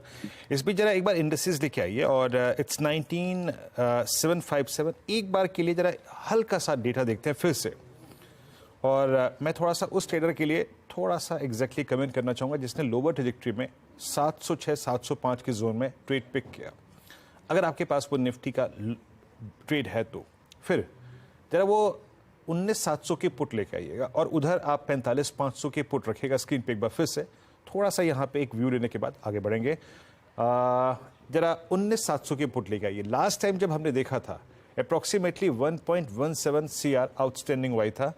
दरअसल अभी कुछ देर पहले HDFC बैंक में एक हायर स्विंग आया, और HDFC बैंक 1663 के जोन में अपने 20 DMA को टेस्ट कर रहा है, इसीलिए मैं ये जानना चाह रहा था। प्लीज़ लेके आएंगे एक बार जरा वो ऑप्शंस की साइड से अगर रेडी हो तो। ये निफ्टी यहाँ से एक बार के लिए पिक कर सकता है, मुझे लग रहा है। अब अभी करीब 19759 का स्तर है। डॉक्टर साहब प्लीज़ अगर ऑप्शन की रेडी हो तो दिखाइए। ये देखिए, अब ये पहुँच गया 32 लाख के एडिशन के साथ 1.17 CR। तो मेरे को लग रहा है कि एक push towards again 19,790 800 morning highs touch करें, पॉसिबिलिटी लग रही है, स्पेशली इन निफ्टी बैंक पे कमेंट नहीं करूंगा अभी। यहाँ पे अगर आपके पास वो ट्रेड है तो रखिए, कोई दिक्कत की बात नहीं है, बट बेस 1 के नीचे ही स्टॉप लॉसेस आएंगे। यहां से निकलते हैं, अब आते हैं कुछ और स्टॉक्स पे, एग्रेसिव स्टॉक्स पे। मीनवाइल जरा प्लीज एक बार SRF लेके आइए, जो मानस की कॉल थी। SRF अब टेस्ट करता हुआ करीब 2272 का जोन, अच्छा मूव दिया यहाँ पे। अब आइए आप उसके बाद विप्रो पे। विप्रो के ऑप्शन स्टेट्स स्ट्रॉन्ग, और इस वक्त 407.50 पे डे हाई की डायरेक्टरी में एक स्ट्रेच के साथ है। अमित, आज इसने 200 डे एक्सपोनेंशियल मूविंग एवरेज के ऊपर अपनी जर्नी स्टार्ट की थी, और अभी डे हाई पे खड़ा है। कोई व्यू आपका विप्रो पे इस वक्त? जी, इनफैक्ट वीरेन जी, विप्रो में जो हमने पुल बैक देखा, इसने भी अपने ना कॉन्फ्लुएंस ऑफ मूविंग एवरेजेस के सपोर्ट पे जाके सपोर्ट लिया। 20-10 सारे मूविंग एवरेजेस स्क्वीज्ड है यहाँ पे, और इस पुल बैक पे उसके बाद एक फॉलोइंग चैनल के ब्रेकआउट से वापस स्टॉक अपने क्रूशियल मूविंग एवरेजेस के ऊपर ट्रेड कर रहा है। तो यहाँ पे भी एक हम रिकवरी देख रहे हैं। मुझे लगता है कि RSI को भी देखते एक अच्छा पुल बैक यहाँ पे आ सकता है। इसमें एक छोटा सा स्टॉप लॉस रखेंगे 402 का, और नियर टर्म टारगेट्स हमारे रहेंगे 415 से 420 के। 420 की तैयारी विप्रो करता हुआ। अच्छा, SRF भी जो जिक्र हुआ है वो आपकी स्क्रीन पर रखते हैं, और स्वाति आप देखिएगा प्लीज नवीन फ्लोरीन का चार्ट, क्योंकि नवीन फ्लोरीन में काफी तगड़ी तेजी बनती दिखाई दी है। SRF आपकी स्क्रीन पर, नवीन फ्लोरीन में भी तेजी बनती दिखाई दी। आपको कल याद होगा दोपहर में इसी समय के आसपास UPL के नंबर्स आए थे, और उस पर मार्केट काफी निराश हो रहा था। कंपनी ने अपना थोड़ा गाइडेंस घटाया। उसके बाद बाकी सब काउंटर्स में एक थोड़ा सा असर आया, सब में मुनाफा वसूली आई। आज सुबह से शुरुआत थोड़ी नरम हुई, लेकिन जैसे जैसे दिन चढ़ा है नवीन फ्लोरीन और SRF में स्पेशली एक पुल बैक आया है। नवीन फ्लोरीन ने एक कॉन्फ्रेंस कॉल किया, कई सारे एनालिस्ट से बात की। अब ऐसा क्या कहा गया है उस कॉन्फ्रेंस कॉल में कि स्टॉक उसके बाद लगभग 300 रुपए की बढ़त पर आ खड़ा है। यतिन हमारे साथ है ज्यादा डिटेल्स के साथ। यतिन, 6% से ज्यादा भाग गया स्टॉक। बिल्कुल, और इसका रीजन काफी सिंपल है। कॉन्फ्रेंस कॉल में मैनेजमेंट ने बहुत सारी चीजें कही हैं, और जहां तक कि डी स्टॉकिंग का सवाल है, ग्लोबली हम ये देख रहे हैं कि जो पुराने स्टॉक्स पड़े हुए हैं केमिकल्स, स्पेशलिटी केमिकल्स के, वो डंप हो रहे हैं बाजार में, खास करके चाइना और यूरोप से, जिसके कारण प्राइसिंग में प्रेशर आई है। हालांकि नवीन फ्लोरीन का मानना ये है कि ये एक टेम्पररी चीज़ है। डी स्टॉकिंग की जो इश्यूज हैं वो लगभग शॉर्ट टर्म में ख़त्म हो जाएंगी, लेकिन वो ये देख रहे हैं कि काफ़ी सारे केमिकल्स में फिर से प्राइस वेरिएशंस ऊपर की तरफ आना शुरू हो गए हैं। इनफैक्ट इनको लगता है कि जो लॉन्ग टर्म डिमांड आउटलुक है उस पर किसी भी प्रकार का डी स्टॉकिंग का असर नहीं हुआ है। कस्टमर्स के ऑर्डर्स अभी भी आ रहे हैं और नवीन फ्लोरिन का मानना यह है कि क्योंकि ये लॉन्ग टर्म रिलेशनशिप्स में है कस्टमर्स के साथ, तो ऑर्डर बुक पे कोई भी प्रकार का असर नहीं हुआ, सबसे पहली बात। दूसरी बात कि स्पेशलिटी केमिकल्स कारोबार में उनके एक प्लांट में थोड़े बहुत इश्यूज हुए थे। जून जुलाई में प्लांट थोड़े दिनों के लिए बंद रहा था, तो वहाँ जो वॉल्यूम लॉस है वो Q2 Q3 में रिकवर करेंगे और कहीं ना कहीं इसके कारण भी आपको अर्निंग्स में थोड़ा बहुत पिकअप आता हुआ दिखाई पड़ सकता है। ओवरऑल डिमांड एनवायरनमेंट हेल्दी है और कंपनी का मानना ये है कि जो नए प्रोडक्ट्स हैं खास करके CDMO सेगमेंट में, उसके कारण भी काफ़ी सारी चीज़ें इंप्रूव हो सकती हैं शॉर्ट टू मीडियम टर्म में। फ्लोरोकेमिकल्स में भी कंपनी का कहना ये है और एनालिस्ट का भी यही मानना है कि जो चाइना में जो इश्यूज थे वो शायद सॉर्ट हो चुके हैं और यहाँ से क्योंकि चाइना के भी GDP डेटा अच्छा आ रहा है, डिमांड वहाँ भी पिकअप हो रही है, तो ओवरऑल केमिकल स्पेस को नज़दीकी से देखें तो शायद आपको प्राइस बॉटम आउट के ट्रेंड्स समझ में आएंगे और शायद इसीलिए जनरल चाहे वो SRF हो, नवीन फ्लोरिन हो, गुजरात फ्लोरो हो, दीपक नाइट्राइट हो, इन सभी स्टॉक्स में लोअर लेवल से आज आपको अच्छी खासी बाइंग देखने को मिली है, पर्टिकुलरली नवीन फ्लोरिन में जिसका शेयर लगभग 6-7% ऊपर है। जी हाँ, बहुत तगड़ा मूव देखने को मिला है इस पर्टिकुलर स्टॉक में। स्वाति बताइए, अब चार्ट चेक क्या कहता है? यस, नवीन फ्लोरिन काफी स्ट्रॉन्ग काउंटर है कंपेयर टू SRF में। नवीन फ्लोरिन में आज हम लोग ने मोर देन 6%, 6.7% अभी गेन देख रहे हैं, बट मंथली चार्ट अगर आप देखोगे अर्षद, तो लास्ट मई से हम देख रहे हैं डेटा, तो ये डाउनवर्ड चैनल में चलता है। आज उसने एक ब्रेकआउट दिया है, तो मुझे लगता है ये ब्रेकआउट काफी स्ट्रॉन्ग है जो काउंटर को लेके जा सकते हैं 4700, 4750 के रेंज तक। तो यहाँ पे भी अभी तक पोटेंशियल है अपसाइड में रैली दिखाने की। तो करंट लेवल पे जिनके पास भी लॉन्ग पोजीशन है डेफिनेटली होल्ड ऑन करना चाहिए। नीचे में सपोर्ट है उसको 4450 का, तो जब तक वो होल्ड है तब तक व्यू डेफिनेटली पॉजिटिव रहेगा। 4700, 4800 के लेवल्स में देखती हूँ, तो आप जिनके पास लॉन्ग पोजीशन से होल्ड ऑन कीजिएगा, but better to keep a stop loss of 4450 levels and अपने लॉन्ग पोजीशन आप कैरी ऑन कर सकते हैं। पोजीशंस को कैरी करने की सलाह। नवीन फ्लोरो में कल की मुनाफा वसूली के बाद एक बहुत मजबूत पुल बैक आता हुआ। अच्छा, इस बीच एस्कॉर्ट्स कुबोटा के नंबर्स आ चुके हैं। कंसोलिडेटेड बेसिस पर आय बढ़ी है और साथ ही साथ मुनाफा 93% बढ़ता हुआ, तो 290 करोड़ के आसपास का मुनाफा कंपनी ने डिलीवर किया है। 141 करोड़ से बढ़कर ये 290 करोड़ आया है, इसीलिए आपको 93% की बढ़त दिखाई देगी। लेकिन कंसोलिडेटेड बेसिस पर आय का फिगर आपके सामने है और ये 2300 करोड़ के आसपास, 2355 करोड़ कंपनी ने किया है डिलीवर, 2032 करोड़ से बढ़कर, तो रफली ये 15% की ग्रोथ हुई एस्कॉर्ट्स कुबोटा की बिक्री के आंकड़े में। लेकिन मुनाफा उससे कहीं ज़्यादा बेहतर, 93% का इजाफा। आज सुबह में हम बात कर रहे थे एस्कॉर्ट कुबोटा की बिक्री के आंकड़ों पर, जहाँ पर एक्सपोर्ट को लेकर थोड़ी सी नरम ग्रोथ देखने को मिली है, जो जुलाई की बिक्री के आंकड़े थे। अब ये आए हैं ओवरऑल Q1 के नंबर्स। पहले तो चार्टिकली गावा साहब बताइए, एस्कॉर्ट्स में क्या किया जाए? 2555 है ये स्टॉक। ये स्टॉक अच्छा लगता है मुझे और ये स्टॉक मैंने लगता है कि अपने मिलना चाहिए। अप ट्रेंड स्टिल इंटैक्ट है, ट्रेड कर रहा है 2567, स्टॉप होना चाहिए 2525। इसका जो नेक्स्ट लॉजिकल टेक्निकल टारगेट है वो 2600 का है और लगता है 2600 भी पार कर ले। थोड़ा स्ट्रेच है लेकिन मोमेंटम है, ये मोमेंटम ऊपर ले जाएगा क्योंकि फ्रेश बाय सिग्नल जनरेट हुआ है एस्कॉर्ट्स में। यहाँ पर ऑपरेशनली बहुत मजबूत तिमाही, इसीलिए आप देख रहे हैं स्टॉक में वो तेज रिएक्शन भी आ रहा है। इबिटा आपको दिखाई देगा नियरली 63% बढ़ता हुआ। मार्जिन्स के फ्रंट पर 10% के मार्जिन्स 14% पर आ गए हैं, तो उसका भी फायदा आगे देखने को मिलेगा और स्टॉक इसीलिए वो 40 रुपए की बढ़त पर कर रहा है कारोबार। तो ये एक मजबूत तिमाही रही है कंपनी की। मयूरेश, आपकी एनालिसिस क्या कहती है एस्कॉर्ट्स कुबोटा? दो चीजें हर्षदा जी, आई थिंक जो एक्सपेक्टेशंस है in terms of both top line and margin performance, I think वो ठीक ठाक ही रही है। दूसरा आप ये देखें कि काफी जो बिक्री होती है ट्रैक्टर्स की, ये मॉनसून पे डिपेंडेंट होती है और मॉनसून थोड़े डिलेड हुए थे, इसलिए ये क्वार्टर में पूरी रिफ्लेक्शन मेरे हिसाब से होगी नहीं इन टर्म्स ऑफ वॉल्यूम्स। शायद वॉल्यूम के आंकड़े जुलाई ऑनवर्ड्स पिकअप हो क्योंकि मॉनसून से really started picking up this time round. And expectation यही है कि जो राबी सीजन में भी एक अच्छी खासी एक मॉइस्चर ग्रोथ रहेगी बिकॉज ऑफ एक्सेसिव रेन्स, इससे ट्रैक्टर बिक्री बरकरार रहेगी। दूसरा आई थिंक जो इंफ्रा ग्रोथ के लिए कंस्ट्रक्शन इक्विपमेंट जैसे कारोबारों के लिए ट्रैक्टर की रिक्वायरमेंट चलती रहेगी and the requirement of railway जो एक ठीक ठाक ऑर्डर बुक है एस्कॉर्ट्स के लिए, I think that should also continue growing. In fact Hector area को देख के इंडिया में हर्षदा जी लेस देन 40 हेक्टर यानी जो हॉर्स पावर ट्रैक्टर होते हैं उसकी बिक्री और ज्यादा होनी चाहिए। ये जो नई रेंज लेके आएंगे with their parent in the coming few quarter at a good price, मुझे लगता है उससे वॉल्यूम ग्रोथ एक्शन अच्छी बरकरार हो सकती है। तो मुझे लगता है ठीक ठाक नंबर है, स्टॉक में मोमेंटम ठीक ठाक रहने चाहिए और वैल्यूएशंस भी ठीक ठाक है after the correction that we have seen in the past few months. Numbers को ठीक ठाक नहीं मान रहा है, अफलातून मान रहा है, क्योंकि 55 रुपए की बढ़त। गाबा साहब 2600 तो हो गया हिट, अब आपको टारगेट बढ़ाना होगा। वेल अब तो टारगेट जस्ट 2600 पार कर सकता है, तो सब 2650 एक रीजनेबल टारगेट है, वहां तक जाना चाहिए। अब तक ट्रेंड इंटैक्ट है और बाई सिग्नल जनरेट हुआ है, मोमेंटम है। ये मोमेंटम तो कुछ भी कर सकता है ना, स्ट्रेच है लेकिन मोमेंटम है बिल्कुल। 2620, 2630, 2640 पॉसिबल है। आपने सही बात कही कि मोमेंटम कुछ भी कर सकता है। तो 2600 का टारगेट हुआ हासिल, अब इसको 2650 करिए और जैसे जैसे आप टारगेट ऊपर लेके जाएंगे वैसे वैसे आप अपना स्टॉप लॉस भी रिवाइज करते जाइएगा। वीरू, एक धमाकेदार प्रदर्शन के बाद स्टॉक 2600, और किसको पता था कि एस्कॉर्ट्स जो बीच में बिल्कुल चल नहीं रहा था, किसी दिन 2600 का भाव आपको दिखाएगा। बिल्कुल। और 2591 सुबह सेल्स फिगर के नंबर जब आए थे ना हर्ष था, हमें ठीक है एक्सपोर्ट्स फंड पे थोड़ी सी वो ट्रेंड है पूरे ऑटो में, बट उसी वक्त इसकी जो कैंडल क्रिएट हुई थी शुरुआती कुछ मिनटों के बाद गजब मूव दिया था इसने। और अब का जो, हालांकि जो अब आपने एक्शन पकड़ा है ना वो बहुत स्ट्रांग है। दरअसल 2550 इसने जो पार किया ना वो एक स्ट्रांग पॉइंट था। 2550 सुबह सिंक नहीं हुआ, एक्सपोर्ट्स के फ्रंट पे थोड़ा सा मायूसी थी, बट मैं एक पॉइंट ढूंढने की कोशिश कर रहा था यहाँ पे।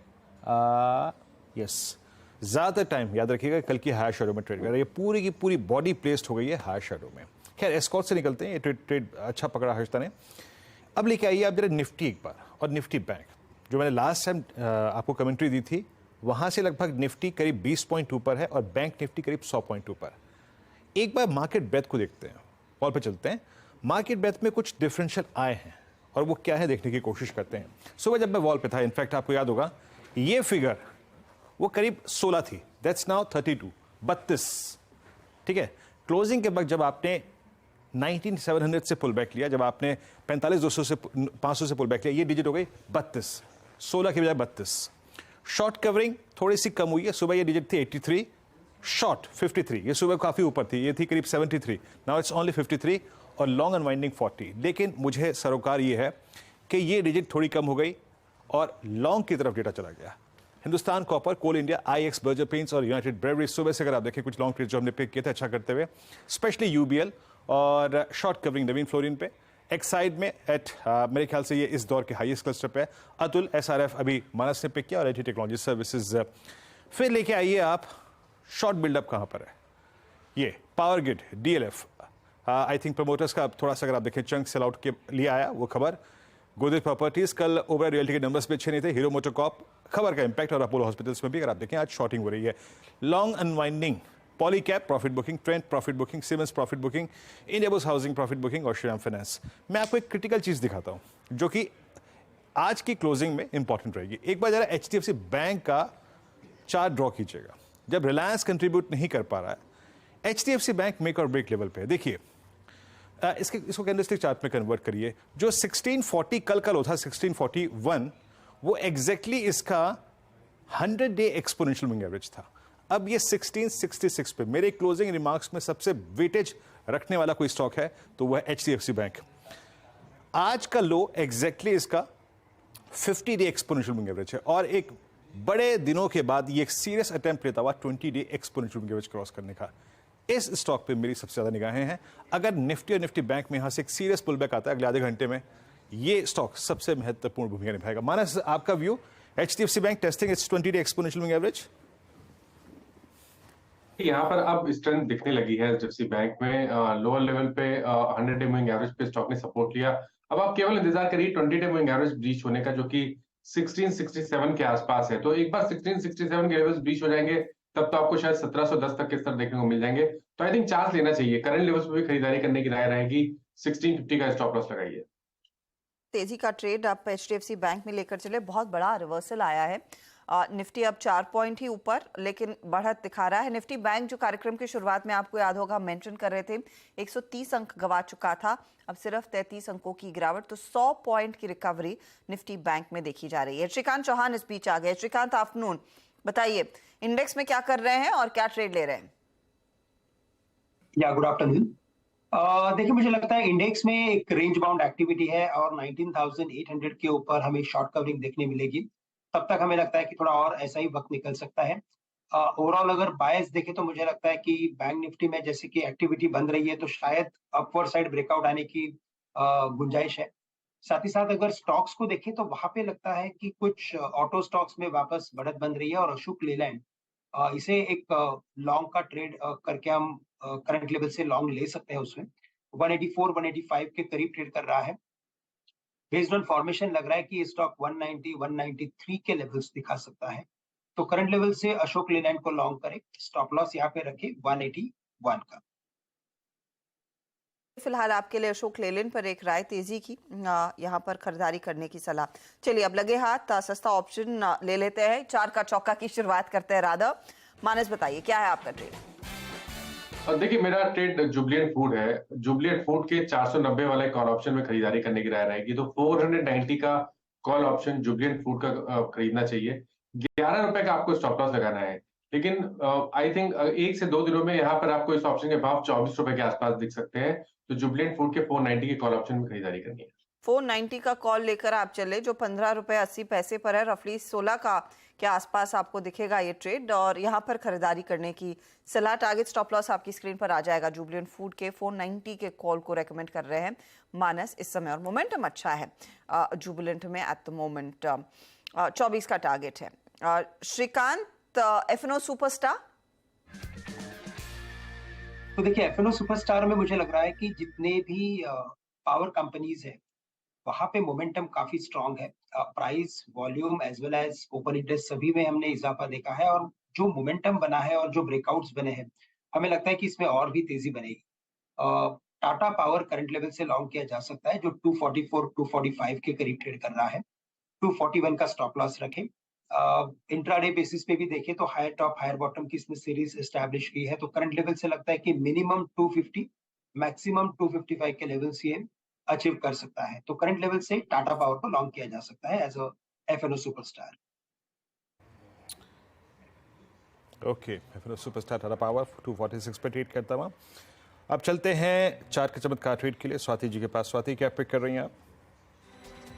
मैं बाय कॉल देना चाहूंगी दीपक एनटीआर पे, दीपक नाइट्रेट पे। ये काफी दिनों से अब वीरू जी देखोगे तो एक कंसोलिडेशन फेज में चल रहा था। 1070 2030 के रेंज में ही चल रहा था। तो ये ऑलमोस्ट 30-40 पॉइंट्स के गैप में लास्ट 10 दिन से चल रहा था। आज उसने ब्रेकआउट दिया है, 2200 डीएमए के ऊपर वेल प्लेस्ड हुआ है ऑन द क्लोजिंग बेसिस। आज का कैंडल भी आप देखोगे तो ओपन हाई वाज तो ऑलमोस्ट सेम। तो ये काफी स्ट्रॉन्ग कैंडल होता है ऑन टेक्निकल फ्रंट पे। मुझे लगता है ये 50 डीएमए के आसपास जाएगा एंड वहां तक मोमेंटम रैली कैरी कर सकते हैं। बियॉन्ड दैट लेवल्स और भी ओपन अप हो जाते हैं 2120 2130 के लेवल्स तक। तो दीपक नाइट्रेट करंट लेवल पे बाय कीजिएगा। रिस्क रिवॉर्ड रेशियो काफी फेवरेबल है। 2010 का स्टॉप लॉस प्लेस कीजिएगा for immediate target of 2150। Okay, Deepak nitrite आपका पिक है, आपका ट्रेड एफएनओ सुपरस्टार। चलते हैं अगले ट्रेड के लिए मयूरेश जी के पास। मिड कैप फंड मयूरेश, क्या पिक कर रहे हैं आप? जी, पेंट सेक्टर ठीक ठाक लग रहा है और जो अधिक मास एक एक्सटेंडेड पीरियड के लिए है। एक्सपेक्टेशन हम यही मान के चल सकते हैं कि एक्सटेंडेड पीरियड में जो पेंट एक्टिविटी फेस्टिव सीजन के पहले होती है, यहाँ और तूल पकड़ेगी, विच मीन्स सेकंड हाफ में सेकंड क्वार्टर एंड और थर्ड और फोर्थ क्वार्टर के लिए जो वॉल्यूम ग्रोथ आएगी पेंट कंपनीज के लिए वो जबरदस्त देगी। इसमें से इंडिगो पेंट्स हमें मार्केट्स में इंडिया में काफी पसंद आ रहा है।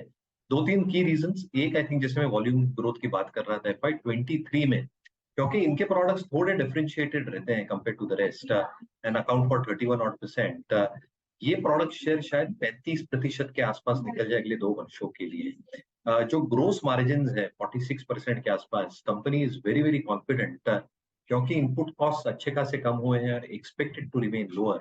ग्रोस मार्जिन 46% के आसपास और इबिटा मार्जिन में तो एक जबरदस्त इजाफा देखा है। FY23 के बेसिस पे इबिटा मार्जिन लगभग 22-23 के लिए 15-16% है। पिछले वर्ष 22% के आसपास आए हैं। They should be able to maintain that.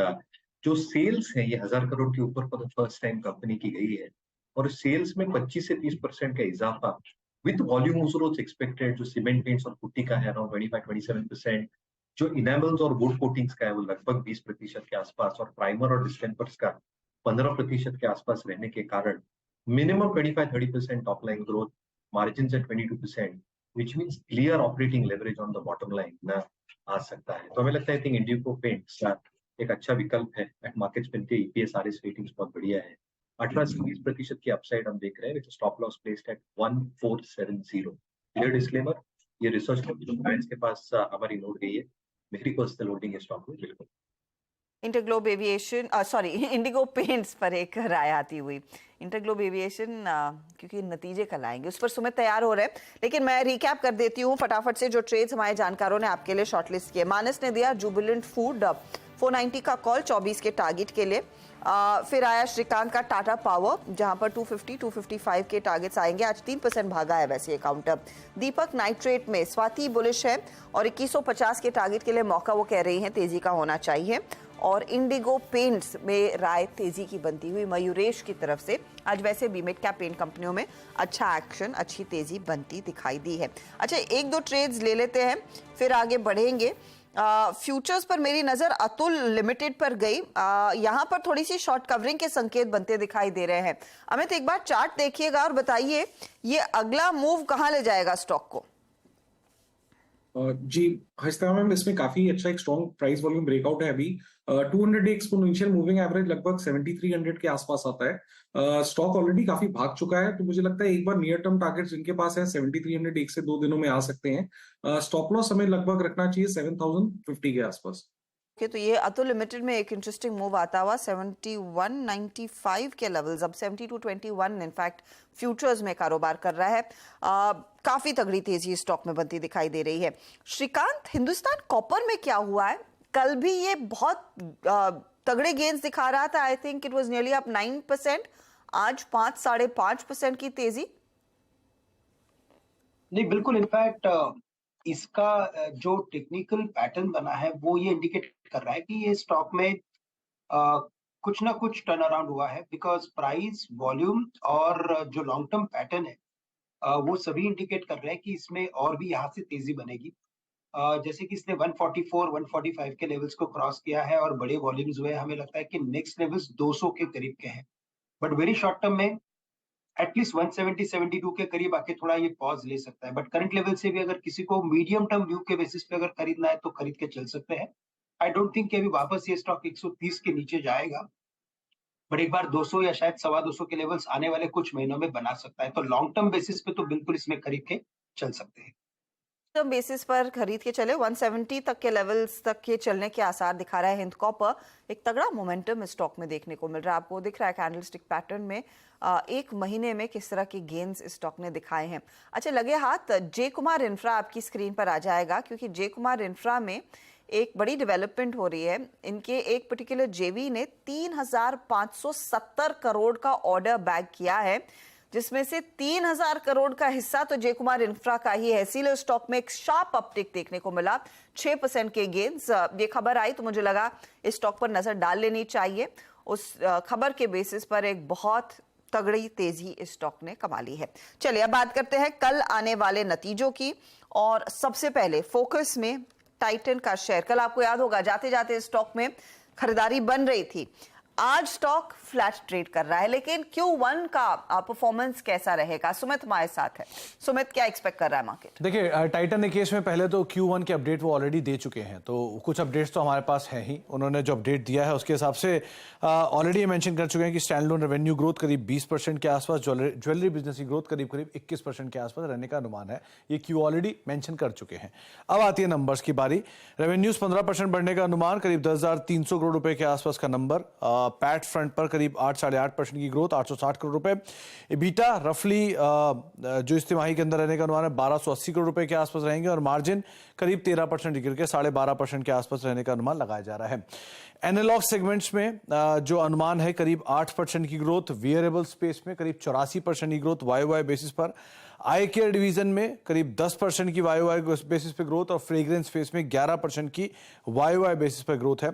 80% की ग्रोथ कंपनी के टिनेरा बिजनेस में, क्योंकि ऑब्वियसली बात है एक लो बेस वहां पर है, और कैरेट लेन के अंदर भी 32% की YOY बेसिस पर एक ग्रोथ का अनुमान यहाँ पर देखने को मिल रहा। तो ये कुछ नंबर्स हैं जो कि एक्सपेक्टेड लाइन पर भी हैं और कुछ के वो नंबर्स ऑलरेडी मेंशन कर चुके हैं। किन चीज़ों पर नज़र रहेगी? पहला, एक तो डिमांड साइड कैसी है, नए स्टोर्स की परफॉर्मेंस कैसी है, जो ओवरसीज स्टोर्स खोले थे उनकी परफॉर्मेंस सो फार कैसे देखने को मिल रही है। इसके अलावा मार्जिन और मार्केट शेयर को लेकर कंपनी की क्या कमेंट्री आती है गोइंग फॉरवर्ड, वो क्रूशियल पार्ट रहेगा। दूसरा, आने वाले समय में अब जो अधिक मास है उसकी शुरुआत हुई Q2 में, तो डिमांड कितनी स्लगिश होती है, क्योंकि उसके बाद पिकअप आता है फेस्टिव डिमांड का। तो Q2 की डिमांड के लिए कैसे तैयारी कर रहे हैं, कहाँ फोकस रहने वाला है, क्या कमेंट्री रहेगी, ये कुछ चीज़ें हैं जिनको बाजार कीनली वॉच करेगा। कुछ हद तक डिमांड, कुछ हद तक चीज़ों को ऑलरेडी बाजार डिस्काउंट करके बैठा है, तो नंबर अगर ज़रा सा भी वीक आए तो शायद बाजार स्टीपली रिएक्ट करता हुआ दिखाई पड़ेगा। तो उस लिहाज से आप इस पर नज़र रखेंगे। चलिए, ये बात हुई टाइटन की, स्टॉक आज थोड़ा सा शांत है। इसके अलावा सुमित, कुछ और कंपनियों के नंबर्स आएंगे। गुजरात गैस रेडार पर है, आपका इंटरग्लोब एविएशन भी रेडार पर है। देखिए, कल F&O साइड पर हैवी डे है और अर्निंग्स भी काफ़ी इंटरेस्टिंग है। तो शुरुआत करता हूं पहले मैं गुजरात गैस और गोदरेज प्रॉपर्टीज़ के नंबर्स के साथ। तो गुजरात गैस के केस में करीब 4,470 करोड़ रुपए का एक आंकड़ा आएगा रेवेन्यू का, 5170 करोड़ रुपए के सामने, ये मोतीलाल ओसवाल का पोल कहता है। 445 करोड़ रुपए के आसपास का एक ईबिटा होगा, 381 करोड़ से घट के 265 करोड़ रुपए मुनाफा आएगा। और मार्जिन फ्रंट पर भी करीब 11% के सामने या 11.5% के सामने 10% के मार्जिन का नंबर आता हुआ दिखाई पड़ेगा। वॉल्यूम के लिहाज से 9.9 MMSCMD के आसपास का वॉल्यूम, जो कि YOY बेसिस पे बढ़ेगा 1% और सीक्वेंशियल बेसिस पर 11% की एक बढ़त का अनुमान बाजार लगाकर वहां पर चल रहा है। एबिटा मार्जिन 5 SCM करीब Q-on-Q बेसिस पे पिकअप है, YOY बेसिस पे डिक्लाइन है। तो ओवरऑल नंबर्स में आप YOY बेसिस पे थोड़ा डिक्लाइन का अनुमान लगाएंगे, Q-on-Q बेसिस पर यहां पर पिकअप आता हुआ दिखाई पड़ सकता है। उस लिहाज से आप इस पे नजर बना के रखेंगे। गोदरेज प्रॉपर्टीज, यहां पर थोड़ा कंपनी की एबिटा घाटे में थी, प्रेशर में था लास्ट क्वार्टर का नंबर भी, लास्ट ईयर इस क्वार्टर में नंबर, तो इसीलिए उसके सामने नंबर आने वाला है। HDFC कैप की तरफ से एक पोल है, 281 करोड़ रुपए का रेवेन्यू रहेगा, 73 करोड़ रुपए का एक मुनाफे का नंबर रहने का अनुमान है। एबिटा घाटा था 14-14.5 करोड़, उसके सामने 20 करोड़ रुपए के आसपास का एबिटा घाटा होगा। और ऐसा अनुमान लगाया जा रहा है कि जो लॉन्चेस हैं वो थोड़े से लिमिटेड रहे हैं, तो इसलिए एक स्टेडी क्वार्टर देखने को मिलेगा Q-on-Q बेसिस पर। करीब 2700 करोड़ रुपए के आसपास के एक लॉन्चेस का फिगर बाजार अनुमान लगाकर चल रहा है। थोड़ा JV प्रोजेक्ट्स की तरफ से अच्छा कंट्रीब्यूशन आएगा, तो वो भी इनलाइन नंबर्स के अंदर आप आते हुए देख सकते हैं। तो उस लिहाज से आप गोदरेज प्रॉपर्टी में रखेंगे। कमेंट्री क्रूशियल है कि इनके लिए भी अब अधिक मास शुरू होता है, तो कैसे घरों की बुकिंग होती है, उसके बाद नवरात्रों में ज़्यादा बुकिंग आती है, तो कैसे Q2 की कमेंट्री है वो भी क्रूशियल रहने वाली है। और लास्टली जो नंबर आने हैं वो है इंडिगो के। इंडिगो की अगर बात की जाए तो 15,000 करोड़ रुपए के आसपास के रेवेन्यूज, 12,000 करोड़ के सामने 3,885 करोड़, 663 के एक छोटे बेस के सामने ये बीटा का नंबर आएगा, तो बहुत स्ट्रॉन्ग जंप, इसीलिए आपको बीटा मार्जिन में भी दिखाई पड़ेगा। 5% के सामने 25% का मार्जिन, मुनाफे करीब 1760 करोड़, रफली 1,064 करोड़ के घाटे के सामने नंबर आएगा। तो लो बेस का इंपैक्ट यहां पर, और Q-on-Q बेसिस पे भी नंबर्स के अंदर एक अच्छा पिकअप रहने का अनुमान है। 2-3 चीजें जो कि सबसे क्रूशियल नंबर होते हैं इनके केस में, आस्क यानी कि वो पर किलोमीटर बेसिस पर जो इनका रेवेन्यू आता है वो, और कास्क, ये दोनों नंबर जो हैं क्रूशियल रहेंगे। कैसा पिकअप वहां देखने को मिलता है, लेकिन हाँ, इनपुट कॉस्ट थोड़ी कम हुई है, क्रूड स्टेबलाइज हुआ है, डिमांड बहुत स्ट्रॉन्ग पिकअप करे गई है और रेट्स भी हायर साइड पर थे, तो उसका एक इंपैक्ट है इनके Q-on-Q YOY बेसिस पे नंबर्स पे देखने को मिलेगा। अच्छे नंबर की उम्मीद बाजार लगा रहा है। ये इनफैक्ट एक्सपेक्टेशंस कल की। और इंडिगो जब आप देख रहे हैं, इंटरग्लोब एविएशन की बात हो रही है, और इंडिगो पेंट्स वो अलग स्टॉक था जो मयूरेश सजेस्ट कर रहे थे। शुक्रिया था सुमित इस अपडेट के लिए। चलिए, वक्त हो रहा है एक छोटे से ब्रेक का। ब्रेक में जाते जाते इंडेक्स आपकी स्क्रीन पर, तो ज्यादा कुछ बदलाव नहीं, जहां थे वही हैं। 18 पॉइंट नीचे निफ्टी में, और निफ्टी बैंक 65 अंकों की गिरावट पर। तो जितनी तेजी से रिकवरी निफ्टी बैंक में देखने को मिली थी, उतनी तेजी से वो हवा भी हो गई है। बहुत ज्यादा देर तक टिका नहीं वो रिकवरी का मूड। लेंगे एक ब्रेक। ब्रेक के बाद बात होगी मेहरबून ईरानी से बिग मार्केट वॉइस में। आप बने रहें CNBC आवाज के साथ।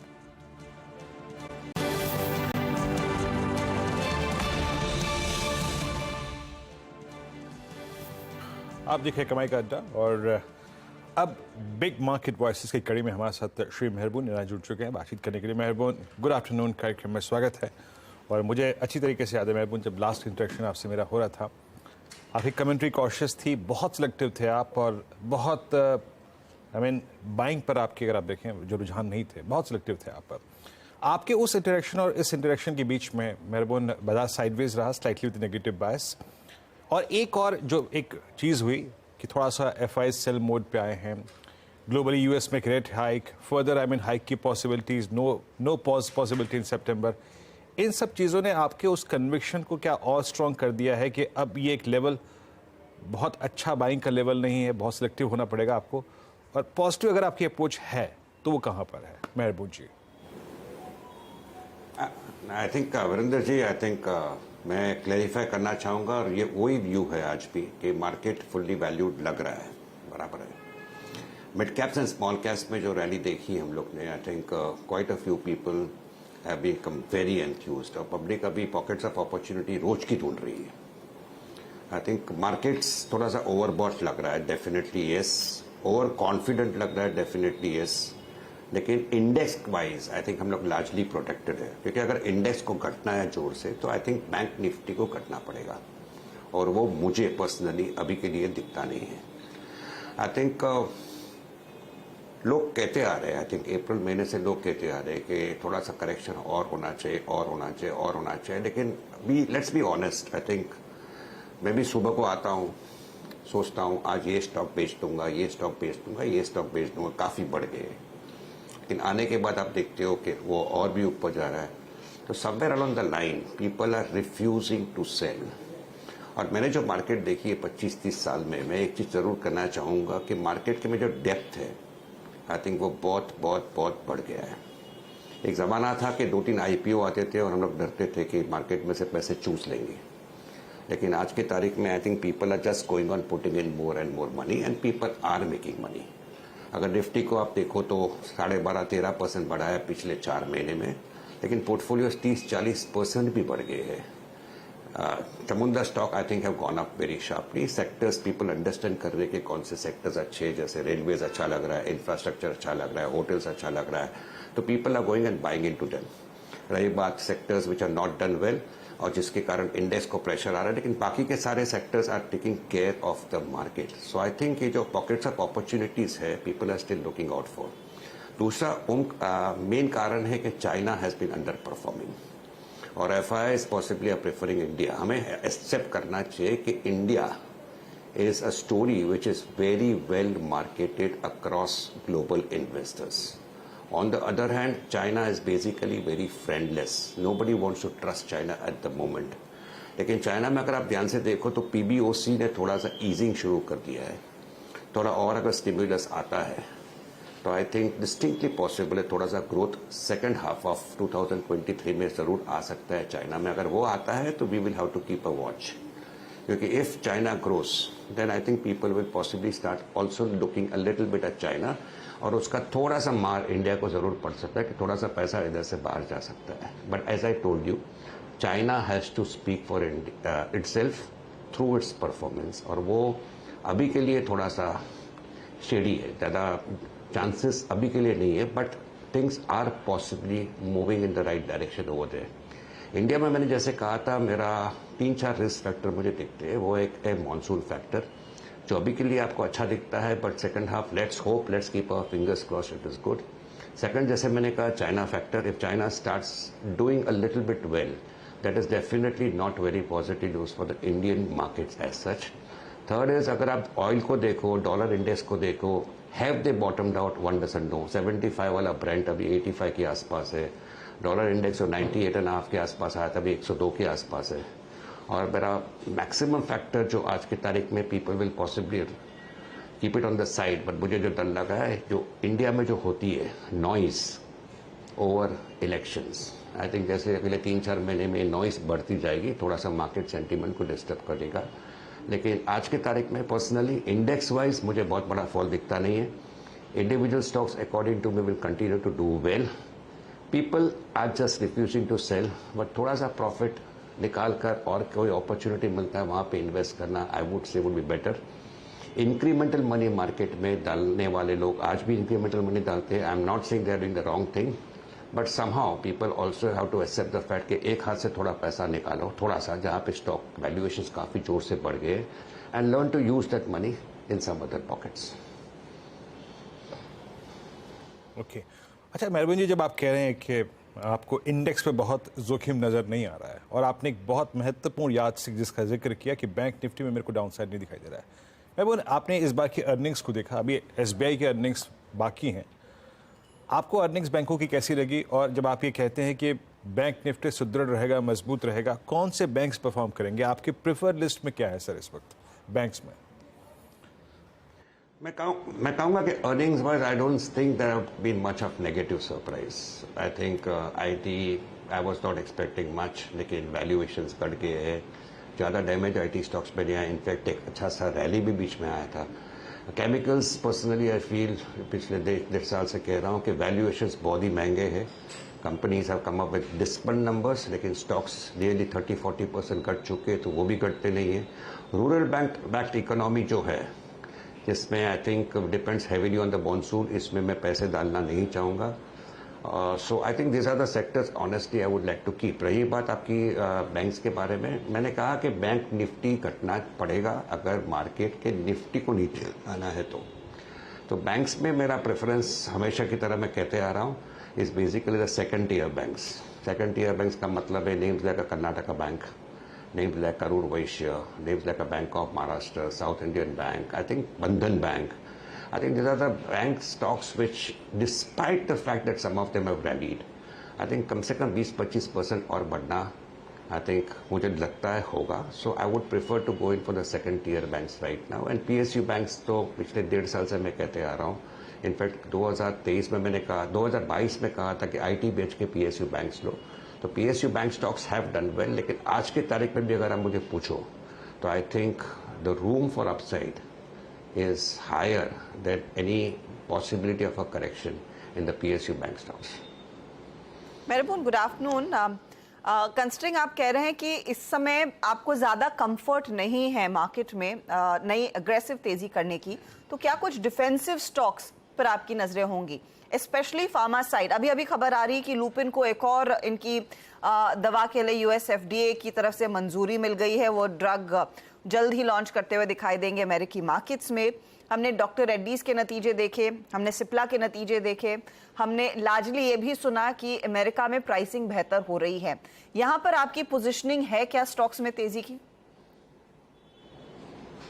मैं फिर से एक बार क्लैरिफाई करना चाहूँगा, मैं मार्केट में थोड़ा भी नेगेटिव नहीं हूँ. मैं कह रहा हूँ कि पीपल नीड टू अंडरस्टैंड कि अगर आप कुछ पॉकेट्स में पैसे डाल रहे हो, तो जहाँ पे आपको थोड़ा सा लग रहा है कि थोड़ा ज़्यादा ही बढ़ गया है, थोड़ा सा प्रॉफिट, थोड़े पैसे वहाँ से निकालो. That's what I have been saying. In fact मैं कह रहा हूँ कि I don't see a very sharp fall coming in the markets. So distinctly possible we may move higher, so that is a clear clarification from my side. रही बात pharma की, I think consistently negative for the last 4 years on the pharma space. लेकिन ये भी IT के जैसा have come down to valuations जहाँ पे अगर आप आज पैसे डालो तो maybe you will not lose much of money. Story wise मैं समझता हूँ companies which are depending on the US markets and the European markets, I think उनमें प्रेशर रहेगा क्योंकि पूरी स्ट्रक्चर खराब हो चुकी है. तो there will be trading rallies definitely. जैसे मैंने कहा, वैल्यूएशंस हैव कम डाउन, तो थोड़ा भी अगर पॉजिटिव न्यूज़ आता है, the stocks could move up by 5-10-15%, not ruling it out. But from investment angle, just because they have come down, मैं जाके खरीदने वाला नहीं हूँ. बट इसमें मिड कैप में I think certain names I have always liked, जैसे कि JB chemicals is a stock I have liked, FDC, I liked Caplin Point laboratories. This are the stocks which I think they have done well and I think they will continue to do well, क्योंकि उन लोग की जो model है is a little bit different from the normal pharma companies. चलिए, last time जब हम बातचीत कर रहे थे आपने केमिकल्स में कहा था कि मौके हैं. कल UPL के नंबर्स को लेकर थोड़ा सा बाजार निराश होता हुआ दिखाई दिया. आज नवीन फ्लोरीन में हम देख रहे हैं मैनेजमेंट कमेंट्री स्पेसिफिकली कहती है कि डीस्टॉकिंग का फिलहाल तो इम्पैक्ट नहीं आता दिखाई दिया है. लेकिन बैकड्रॉप में हमने देखा है कि ज्यादातर यूरोपीय कंपनियां, चाइनीज बड़े प्लेयर्स ने अपने आउटलुक को थोड़ा सा कम किया. UPL ने भी अपना गाइडेंस कुछ कम ही किया है. यहां पर अब आपकी क्या राय है? मैं आई थिंक फिर से एक बार क्लैरिफाई करना चाहूँगा कि chemicals, specially pesticides and agrochemicals, I think last time भी कहा था clear negative. So UPL is a stock, अगर आप मुझे 6 महीने पहले भी पूछते हैं, 1 साल पहले भी पूछते हैं, मैं कहता कि इसको एक बार निकाल दो पोर्टफोलियो से. So I am negative on the pesticides and agrochemicals part. रही बात स्पेशलिटी केमिकल्स की, उनकी हाल एग्जैक्टली IT की जैसी है. आई थिंक उनका टाइम आएगा and I think somewhere one can just go and buy it, but don't expect sharp short-term returns. So specialty chemicals में I think I like names like a Supreme Petro, which despite the fact के numbers जो quarter के आए थे 2-3 दिन पहले were not very good. I think the stock is providing you a great buying opportunity if you are thinking from the next 12 to 15 months, which can be a 30-50% appreciation also. Clear disclosure कहना चाहूँगा, I'm personally buying into this stock. दूसरा stock है which has an excellent management, highly fancy था. IPO के time लोग बात कर रहे थे. The stock is today available at good valuations. Results are not going to be good for the next 1-2 quarters, but somewhere you have to learn to go and buy into them. और ऐसा रहता है कि when you are buying into a stock or a sector which market has liked और sector की हालत अभी खराब है, you have to go and buy into them when the things are not good. Because please understand कीजिए कि सारे लोगों को chemicals company में, agro chemicals में, pesticides में, the problem is of inventory losses. जो आपने कैपेसिटी बढ़ाई थी, अपने माल बनाया था, वो आप बेच नहीं सक रहे हो. तो everybody is suffering because of that, and because of debt होता है बुक्स में, तो the interest cost keeps on affecting you. So I would say that one has to be very selective, go in for good names. I have mentioned names which I personally like as Supreme Petro or Tatva Chintan from a longer term angle. But downside, if you ask me, is limited. You will have to wait for the cycle to turn. And I have always believed that मेरा 25 साल का experience market में है कि when things are bad and stocks have come down, you have to go and buy into them. Be patient. When the cycle turns, it will give you much more money than what you are imagining right now. भाई आपसे एक प्रश्न और, battery stocks पे आपका view, Exide, हमारा जब batteries ने अच्छा मूव दिया, कोई अगर टेक हो तो बताइएगा. या फिर मेरे प्रश्न का दूसरा भाग है, हाल ही में आपका किसी मैनेजमेंट से इंट्रोडक्शन हुआ हो मिड कैप पे या फिर मिड कैप स्पेस में, जिससे आपको काफ़ी प्रभावित किया हो, जो आप लोगों ने इंक्लूड किया अपने पोर्टफोलियो में? आई थिंक अभी भी पॉजिटिव हो रेलवे स्टॉक्स पर, हाईली फैंसी ओवरऑल हो गया होटल स्टॉक्स पर. और इसमें मैं कहूँगा कि हमेशा की तरह मैं नाम कहते आ रहा हूँ, Taj GVK Sinclairs hotels, I think they have gone up. Some people may believe that थोड़ा सा प्रॉफिट निकालना चाहिए, but I think the story is very intact. Railways में भी मेरा पर्सनल फेवरेट रहा है Texmaco rail. I think lot of developments are happening at the companies, and Titagarh है, वो भी अच्छा है. So I think there are pockets of opportunities over there which people can actually think and go and buy into them, despite the fact that they have run up a little bit. People who are conservative, थोड़ा सा correction का राह देख सकते हैं. I don't know whether the correction will be deep enough for them to go and buy. But आज के level में भी अगर आप देखो, and if you are ready to wait for a correction, or even if the correction comes, I think the stocks should be trading higher than where they are today.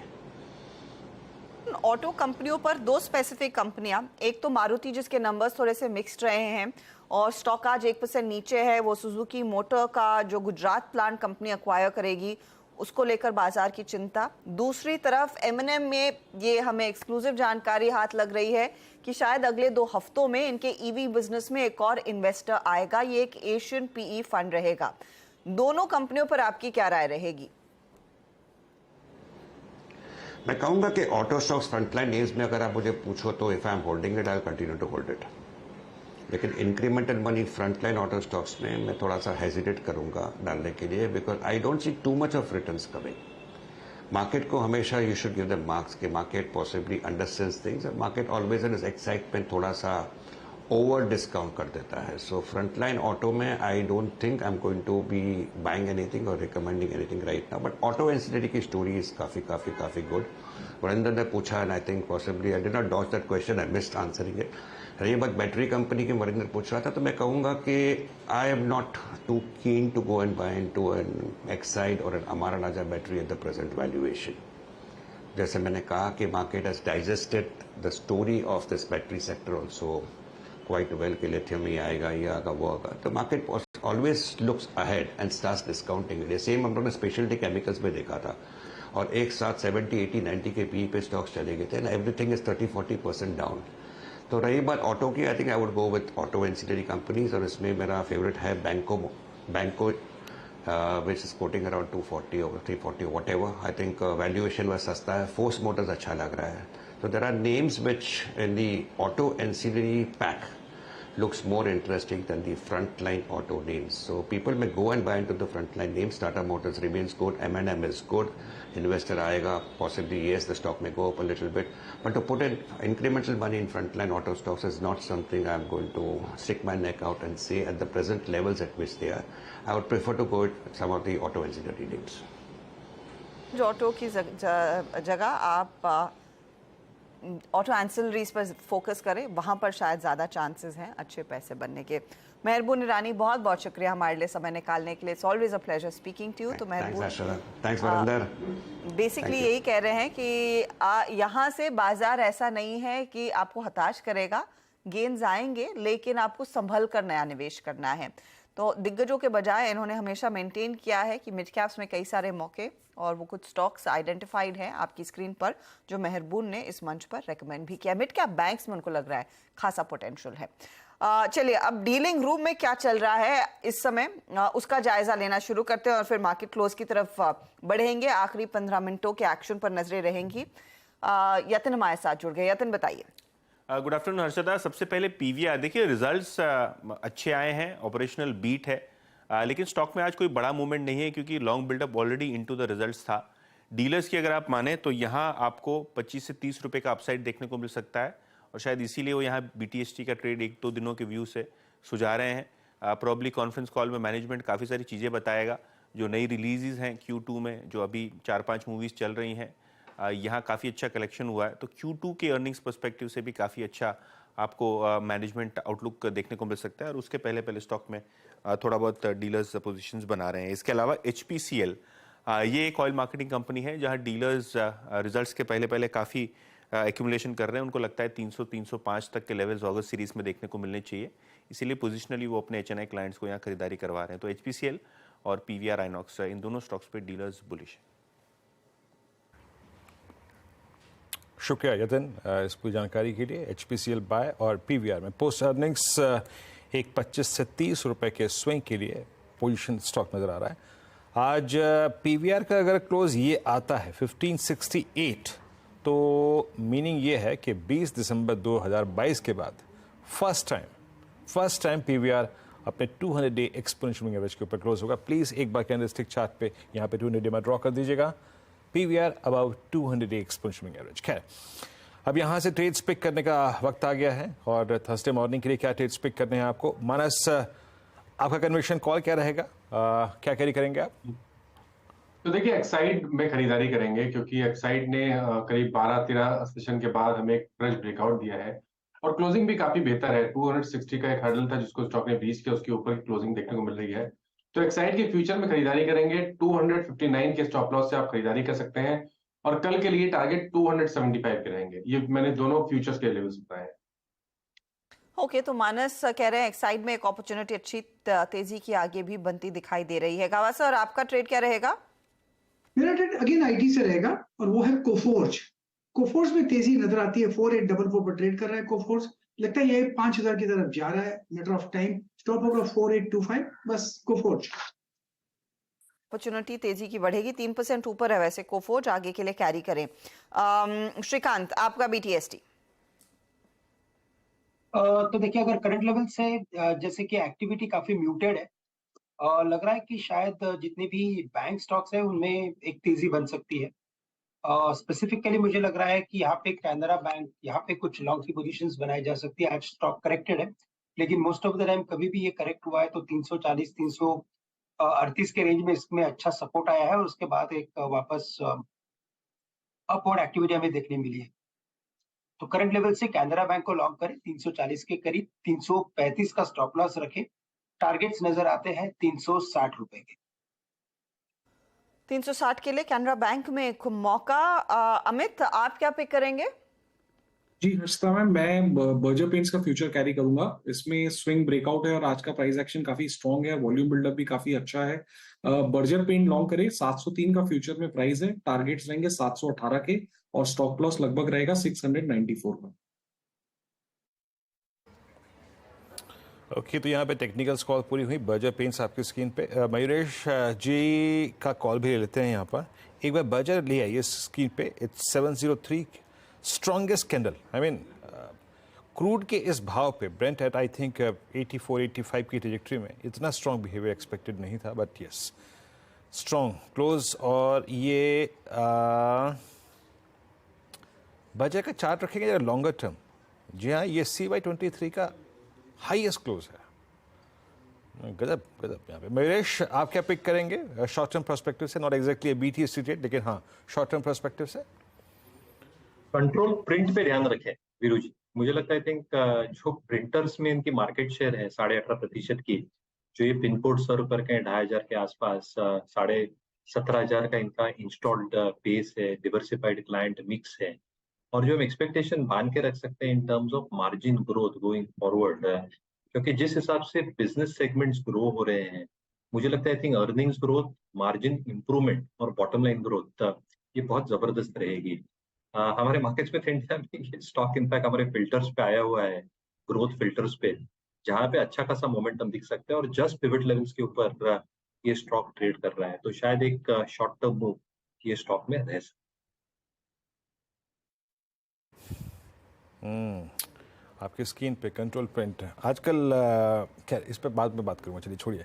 अच्छा एक बार आप लेके आइएगा एक्सिस बैंक को। Axis bank आपकी screen पे close हो रहा है 961 पे। एक्सिस बैंक ने क्या करा क्लोज में? एक्सिस बैंक ने अपने आप को थोड़ा सा एक अच्छे इंटरेस्टिंग लेवल पे जाके पार्क, यानी जाके प्लेसमेंट यानी खड़ा हो गया है। आज का लो था 50 day exponential moving average. Somehow इसने जो 50 डे की सेंटिटी है उसकी जो मर्यादा है ना उसको बरकरार रखा है। कल का लो वही था, आज का लो वही था, और आज जाके टेस्ट किया है अपने शॉर्टेस्ट मूविंग एवरेज के क्लस्टर को, 10 डेमा 20 डेमा को। श्रीकांत एक्सिस पे आपका कमेंट क्या है 962 पे? बिल्कुल, तो अगर एक्सिस बैंक को देखें तो मुझे लग रहा है कि इसमें एक रेक्टेंगल फॉर्मेशन बन रहा है। मल्टीपल टाइम इसने 950, 955 के करीब सपोर्ट लिया है, और मल्टीपल टाइम ये स्टॉक 980, 990 के करीब गया है। आज की फॉर्मेशन के बेसिस पे भी मुझे यही लग रहा है कि अगर इसमें जैसे कल के हाई को क्रॉस करके क्लोजिंग आ रही है, तो यहाँ से करंट लेवल से एक लॉन्ग पोजीशन बनाई जा सकती है। स्टॉप लॉस हम यहाँ पे रखेंगे 950 रुपए का, टारगेट रखेंगे 980, 990 के। मुझे लगता है कि कल के दिन में अगर मार्केट में अगर कुछ मोमेंटम अगर आना है, तो शायद बैंक स्टॉक्स उसमें सपोर्ट कर सकते हैं। तो मोमेंटम के लिए फिर एक्सिस पर आपकी नजरें होनी चाहिए। नेली % के गेन्स यहाँ पर आते दिखाई दिए हैं। अच्छा, जाते जाते कुछ और निबलिंग देखने को मिल रही है। कोल इंडिया इनफैक्ट आज का आउट परफॉर्मर है। आप ध्यान दें 5% के गेन्स पर 240 के लेवल्स पर एक काउंटर। अमित, आज की तेजी के आगे कैरी करेंगे? जी अशोक मैम, पूरे PSC सेक्टर में इनफैक्ट काफी तेजी है, और कोल इंडिया इनफैक्ट वन ऑफ जो लीडिंग, मैंने जो पीछे रह गया था स्टॉक, आज का प्राइस एक्शन काफी स्ट्रांग है। मुझे लगता है जिस हिसाब से प्राइस एक्शन इसका है 250, 255 के टारगेट्स पॉसिबल है। स्टॉप लॉस रखूंगा यहाँ पे 234 का। तो 250 की तरफ बढ़ता हुआ ये काउंटर दिखाई दे रहा है। आज प्रोडक्शन के आंकड़े आए, लेकिन साथ ही याद रखिएगा कंपनी ने FY24 के कैपेक्स के लिए डिटेल्स भी शेयर किए। 16,600 करोड़ का कैपेक्स कंपनी करती हुई दिखाई देगी, और क्रिटिकल मिनरल एसिड्स को अक्वायर करने के कंपनी के प्लान्स है, जिसमें लिथियम, कोबाल्ट है, निकल जैसे एसिड्स है। लार्जली विदेश में कंपनी अक्वायर करेगी, और उसके बाद स्टॉक में बहुत बढ़िया गेन्स देखने को मिले। सारी डिटेल्स इनकी एनुअल रिपोर्ट में दरअसल मेंशन्ड है, जो कल शाम को आई थी। कोई टिप्पणी इन पर्टिकुलर एक्विजिशंस पर Mayuresh, Coal India? I think step in the right direction है हर्षदा जी, क्योंकि अगर आप देखें जो प्रोडक्शन और सेल्स के आंकड़े हैं, ये तो बेहतरीन रहने वाले ही है। ई ऑक्शन की जो वॉल्यूम्स होती हैं, जिसकी रियलाइजेशन हमेशा बेहतर होती है कोल इंडिया के लिए, अनुमान यही लगाया जा रहा है कि लगभग 70 या 75 मिलियन टन के आसपास FY24 में रहेगा। पिछले बारी 4,525 रुपया प्रति टन के आसपास इनके रियलाइजेशन आए थे, बट कहीं ना कहीं यहाँ पे थोड़ी स्टेबिलिटी देखने जरूर मिल रही है।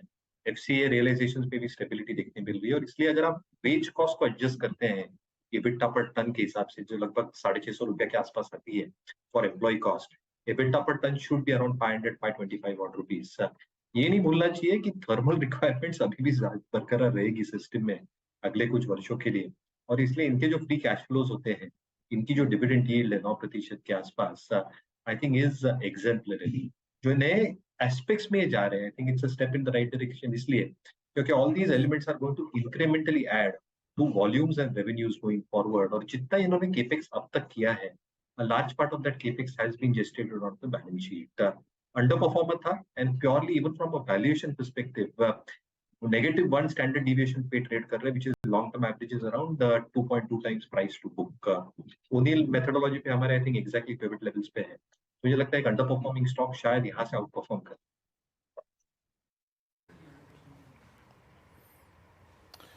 चलिए अब एक काम करते हैं, इस क्लोज को समझते हैं। क्लोज ठीक ठाक है, याद रखिएगा यहाँ पे वीक तो नहीं कहूँगा मैं, लेकिन हाँ वो थ्रस्ट जो जनरेट करना चाहिए था बैंक निफ्टी को जनरेट नहीं करवाया, but still it's a satisfactory close. आपने हायर लेवल से प्रॉफिट किया, लोअर लेवल से पिक किया। अगेन आज की जो लोअर ट्रेजेक्ट्री थी कुछ हद तक वो 20 डे की ट्रेजेक्ट्री थी, वहाँ से पुल बैक मिला 430 से करीब करीब आप समझ लीजिए 605 तक दोनों इंडस्ट्री से पुल बैक ट्रेड मिले। लेकिन डे ट्रेडर की तरह पे बिहेव करिए, जहां एग्जिट करना है एग्जिट कीजिए, जहां बाय करना है बाय करिए। अगर आप पोजिशनली लॉन्ग हैं तो याद रखिएगा अभी भी आपको रिस्क होल्ड करना पड़ेगा बैंक निफ्टी में करीब 45,200 तक का, यानी यहां से नीचे 400 पॉइंट तक का। निफ्टी बैंक का क्लोज नहीं है 10 डे एक्सपोनेंशियल मूविंग एवरेज के ऊपर, एक बार फिर से स्लिप हुआ, 10 डे में सरेंडर किया। निफ्टी का close again about 10 day exponential moving average, कोई बहुत ज़्यादा प्राइस डैमेज नहीं हुआ है, लेकिन एग्जैक्टली बिटवीन कॉल राइटर्स और पुट राइटर्स के जोन में 19,800 के कॉल राइटर के नीचे और 19,700 के पुट राइटर के ऊपर वो जो टसल है ना DIs और FIs के फिगर के बीच में, वो एग्जैक्टली अपना रंग दिखाते हुए कुछ काउंटर्स जो कि बहुत स्ट्रॉन्ग क्लोज हो रहे हैं। नवीन फ्लोरिन केमिकल बास्केट में, हिंदुस्तान कॉपर, एक्साइड और एक्साइड 265 के प्राइस पे याद रखिएगा इस दौर की हाईएस्ट क्लस्टर में बंद होगा। और एक SRF में काफ़ी स्ट्रॉन्ग मूव था, 2271 के आसपास क्लोज होता हुआ। और पावर सेगमेंट में याद रखिएगा टाटा पावर, क्या जर्नी रही इस स्टॉक की पिछले 3 दिन में, लगभग 220 की ट्रेजेक्ट्री से लगभग 246 और एक एक्सिस बैंक बैंकिंग स्पेस में आज इसने कॉन्फिडेंस जनरेट किया और बैकफुट पे कंप्लीटली था power grid, Polycab, hero motor Corp जैसे स्टॉक का। अब इस एक काम करते हैं, क्लोज को थोड़ा बारीकी से देखने के लिए चलते हैं हर्षदा के पास। Harshada, over to you. शुक्रिया वीरूप। और आज का दिन थोड़ा सा ठंडा साबित हुआ है क्योंकि 19,704 का लो छुआ था और वहां से हम ज्यादा दूर नहीं है, 736 के आसपास निफ्टी जाकर टिकता हुआ दिखाई देगा, तो करीब करीब 16 अंक नीचे, फ्लैटिश क्लोज। निफ्टी बैंक एक समय ऐसा था कि अच्छी रिकवरी आ रही थी, लेकिन फाइनली हम 44 पॉइंट की गिरावट पर जाकर ट्रेड कर रहे हैं। तो इन इंडेक्स मेजर्स से, हैवीवेट से ज्यादा कुछ हुआ नहीं, लेकिन हाँ IT काउंटर्स पूरे जोश में थे और निफ्टी IT आज का टॉप परफॉर्मिंग इंडेक्स रहा है। 350 अंकों के इजाफे के साथ यहाँ पर समाप्ति देखने को मिली है। तो इधर के आउट परफॉर्मर्स आप गौर करें, HCL tech Mahindra, LTI Mindtree जैसे ट्रेड्स, TCS, इन्फोसिस, इन सब में अच्छी खासी खरीदारी बनती दिखाई दी। 2% कुछ स्टॉक्स तो भागते हुए नजर आए हैं, तो ये एक आउट परफॉर्मिंग स्पेस जरूर रही है।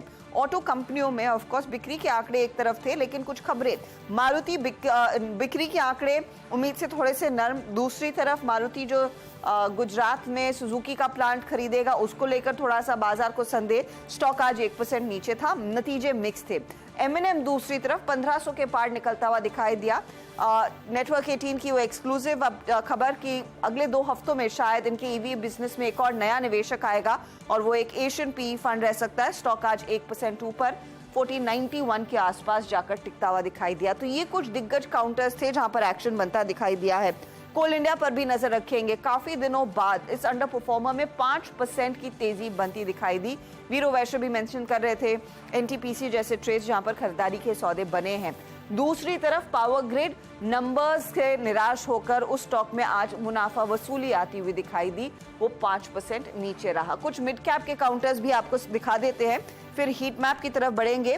बर्जर पेंट्स जहां पर अच्छा एक्शन था, नवीन फ्लोरिन, कॉनकॉल में कई सारी डिटेल सामने निकल कर आए और उससे दरअसल कॉन्फिडेंस आया, स्टॉक 6.5% ऊपर आता हुआ दिखाई दिया है। अतुल लिमिटेड में अच्छी खरीदारी बनती हुई दिखाई दी है आज बाजार बंद होते होते, तो वो भी एक काउंटर जहां पर हमने देखा एक ट्रेंड मजबूती का बनता दिखाई दिया। और एक्साइड जहां पर तेजी का ट्रेड हमारे जानकार दे रहे थे आखिरी आधे घंटे में, और साथ ही साथ हिंदुस्तान कॉपर जो दूसरे दिन तेजी में रहा है। फटाफट से अब आपके लिए हीट मैप लेकर आएंगे जहां पर आपको साफ दिखेगा किन स्टॉक्स में तेजी बनी, कहां पर मुनाफा वसूली रही। आज ज्यादा मंदी के ट्रेड्स देखने को मिले हैं। हम थोड़े से सॉफ्टर साइड पर कंसोलिडेट करते हुए दिखाई दिए। पावर ग्रिड का जिक्र हुआ, हीरो मोटोकॉर्प हमने मिस किया मेंशन करना 3100 पर। यहां पर प्रमोटर पवन मुंजाल के घर पर छापेमारी हुई है ईडी की और उसका कुछ खामियाजा स्टॉक ने भुगता। 3% का नुकसान। अपोलो हॉस्पिटल में मुनाफा वसूली, अदानी पोर्ट में मुनाफा वसूली, बैंकों में इंडसइंड बैंक जैसे स्टॉक्स आज थोड़े से लड़खड़ाते हुए। एसबीआई में मुनाफा वसूली का दबाव बनता दिखाई दिया। कोटक में भी यही स्थिति थी। इसके अलावा आप ध्यान दीजिएगा, रिलायंस इंडस्ट्रीज बैकफुट पर था, एलएनटी बैकफुट पर था। लेकिन तेजी कहां हुई है? 2 सरकारी कंपनियां, कोल इंडिया, एनटीपीसी, जहां पर अच्छे गेन्स देखने को मिले। वहां आयशर की बिक्री के आंकड़े आने से पहले हमने देखा है मोमेंटम। याद रखिएगा, आयशर एमएनएम Q1 के रिजल्ट्स इस वीकेंड के पहले आते हुए दिखाई देंगे। एचडीएफसी बैंक में थोड़ा सा स्ट्रेंथ जरूर था। एक्सिस में भी हमने देखा कुछ सपोर्ट बनता दिखाई दिया। तो ये इनफैक्ट मार्केट का ओवरऑल हाल एकदम शांत, हल्के से कंसोलिडेशन वाला आज का ट्रेड इंडेक्स का बनता दिखाई दिया है। आज मुकाबला नीरज और यतिन के बीच कैसा रहा है सीधा सौदा में, उसका अपडेट आपकी स्क्रीन पर। यतिन ने एक ऐसा स्टॉक चुना जो 15% भागा, धर्मज क्रॉप गार्ड। फिर आरवीएनएल पर भी तेजी का ही कॉल था। 2 स्टॉक्स मंदी में रखे इन्होंने, मारुति और साथ ही साथ सुमिटोमो केमिकल्स। अब नीरज के टॉप परफॉर्मर्स आपकी स्क्रीन पर लेकर आएंगे। Kaynes technology, India pesticides numbers पर कमजोर, बंधन बैंक तेजी में, स्पंदना स्फूर्ति जहां पर कुछ प्रोमोटर की तरफ से बिकवाली आती हुई दिखाई दे सकती है, वो स्टॉक आज करीब करीब 2% ऊपर रहा। जी हाँ, तो काफी नफा तुला रहा मंगलवार। अब बुधवार का इंतजार होगा तमाम समीकरण फैक्टर्स। एक बार अच्छा डाउ जोन्स फ्यूचर्स देखें जरा यहाँ पे। डाउ जोन्स फ्यूचर्स जब मैंने लास्ट टाइम चेक किए थे थोड़ी सॉफ्टनेस थी यहाँ, यस। मेरे ख्याल से आखिरी में क्लोज में जो हल्का सा निफ्टी में सिंकिंग टेंडेंसी रही, that's because of Dow Jones futures 117 अंक नीचे। खैर, क्या समीकरण है कल के लिए? सुबह सारे संकेत, stocks and news, Nifty bank पे आपकी अप्रोच क्या हो? सुबह हर्षता, मैं नीरज अनुज फिर मॉर्निंग कॉल लेकर 6:57 पे और 7:57 पे मुनाफिद की तैयारी लेकर हाजिर होंगे। तब तक के लिए नमस्कार।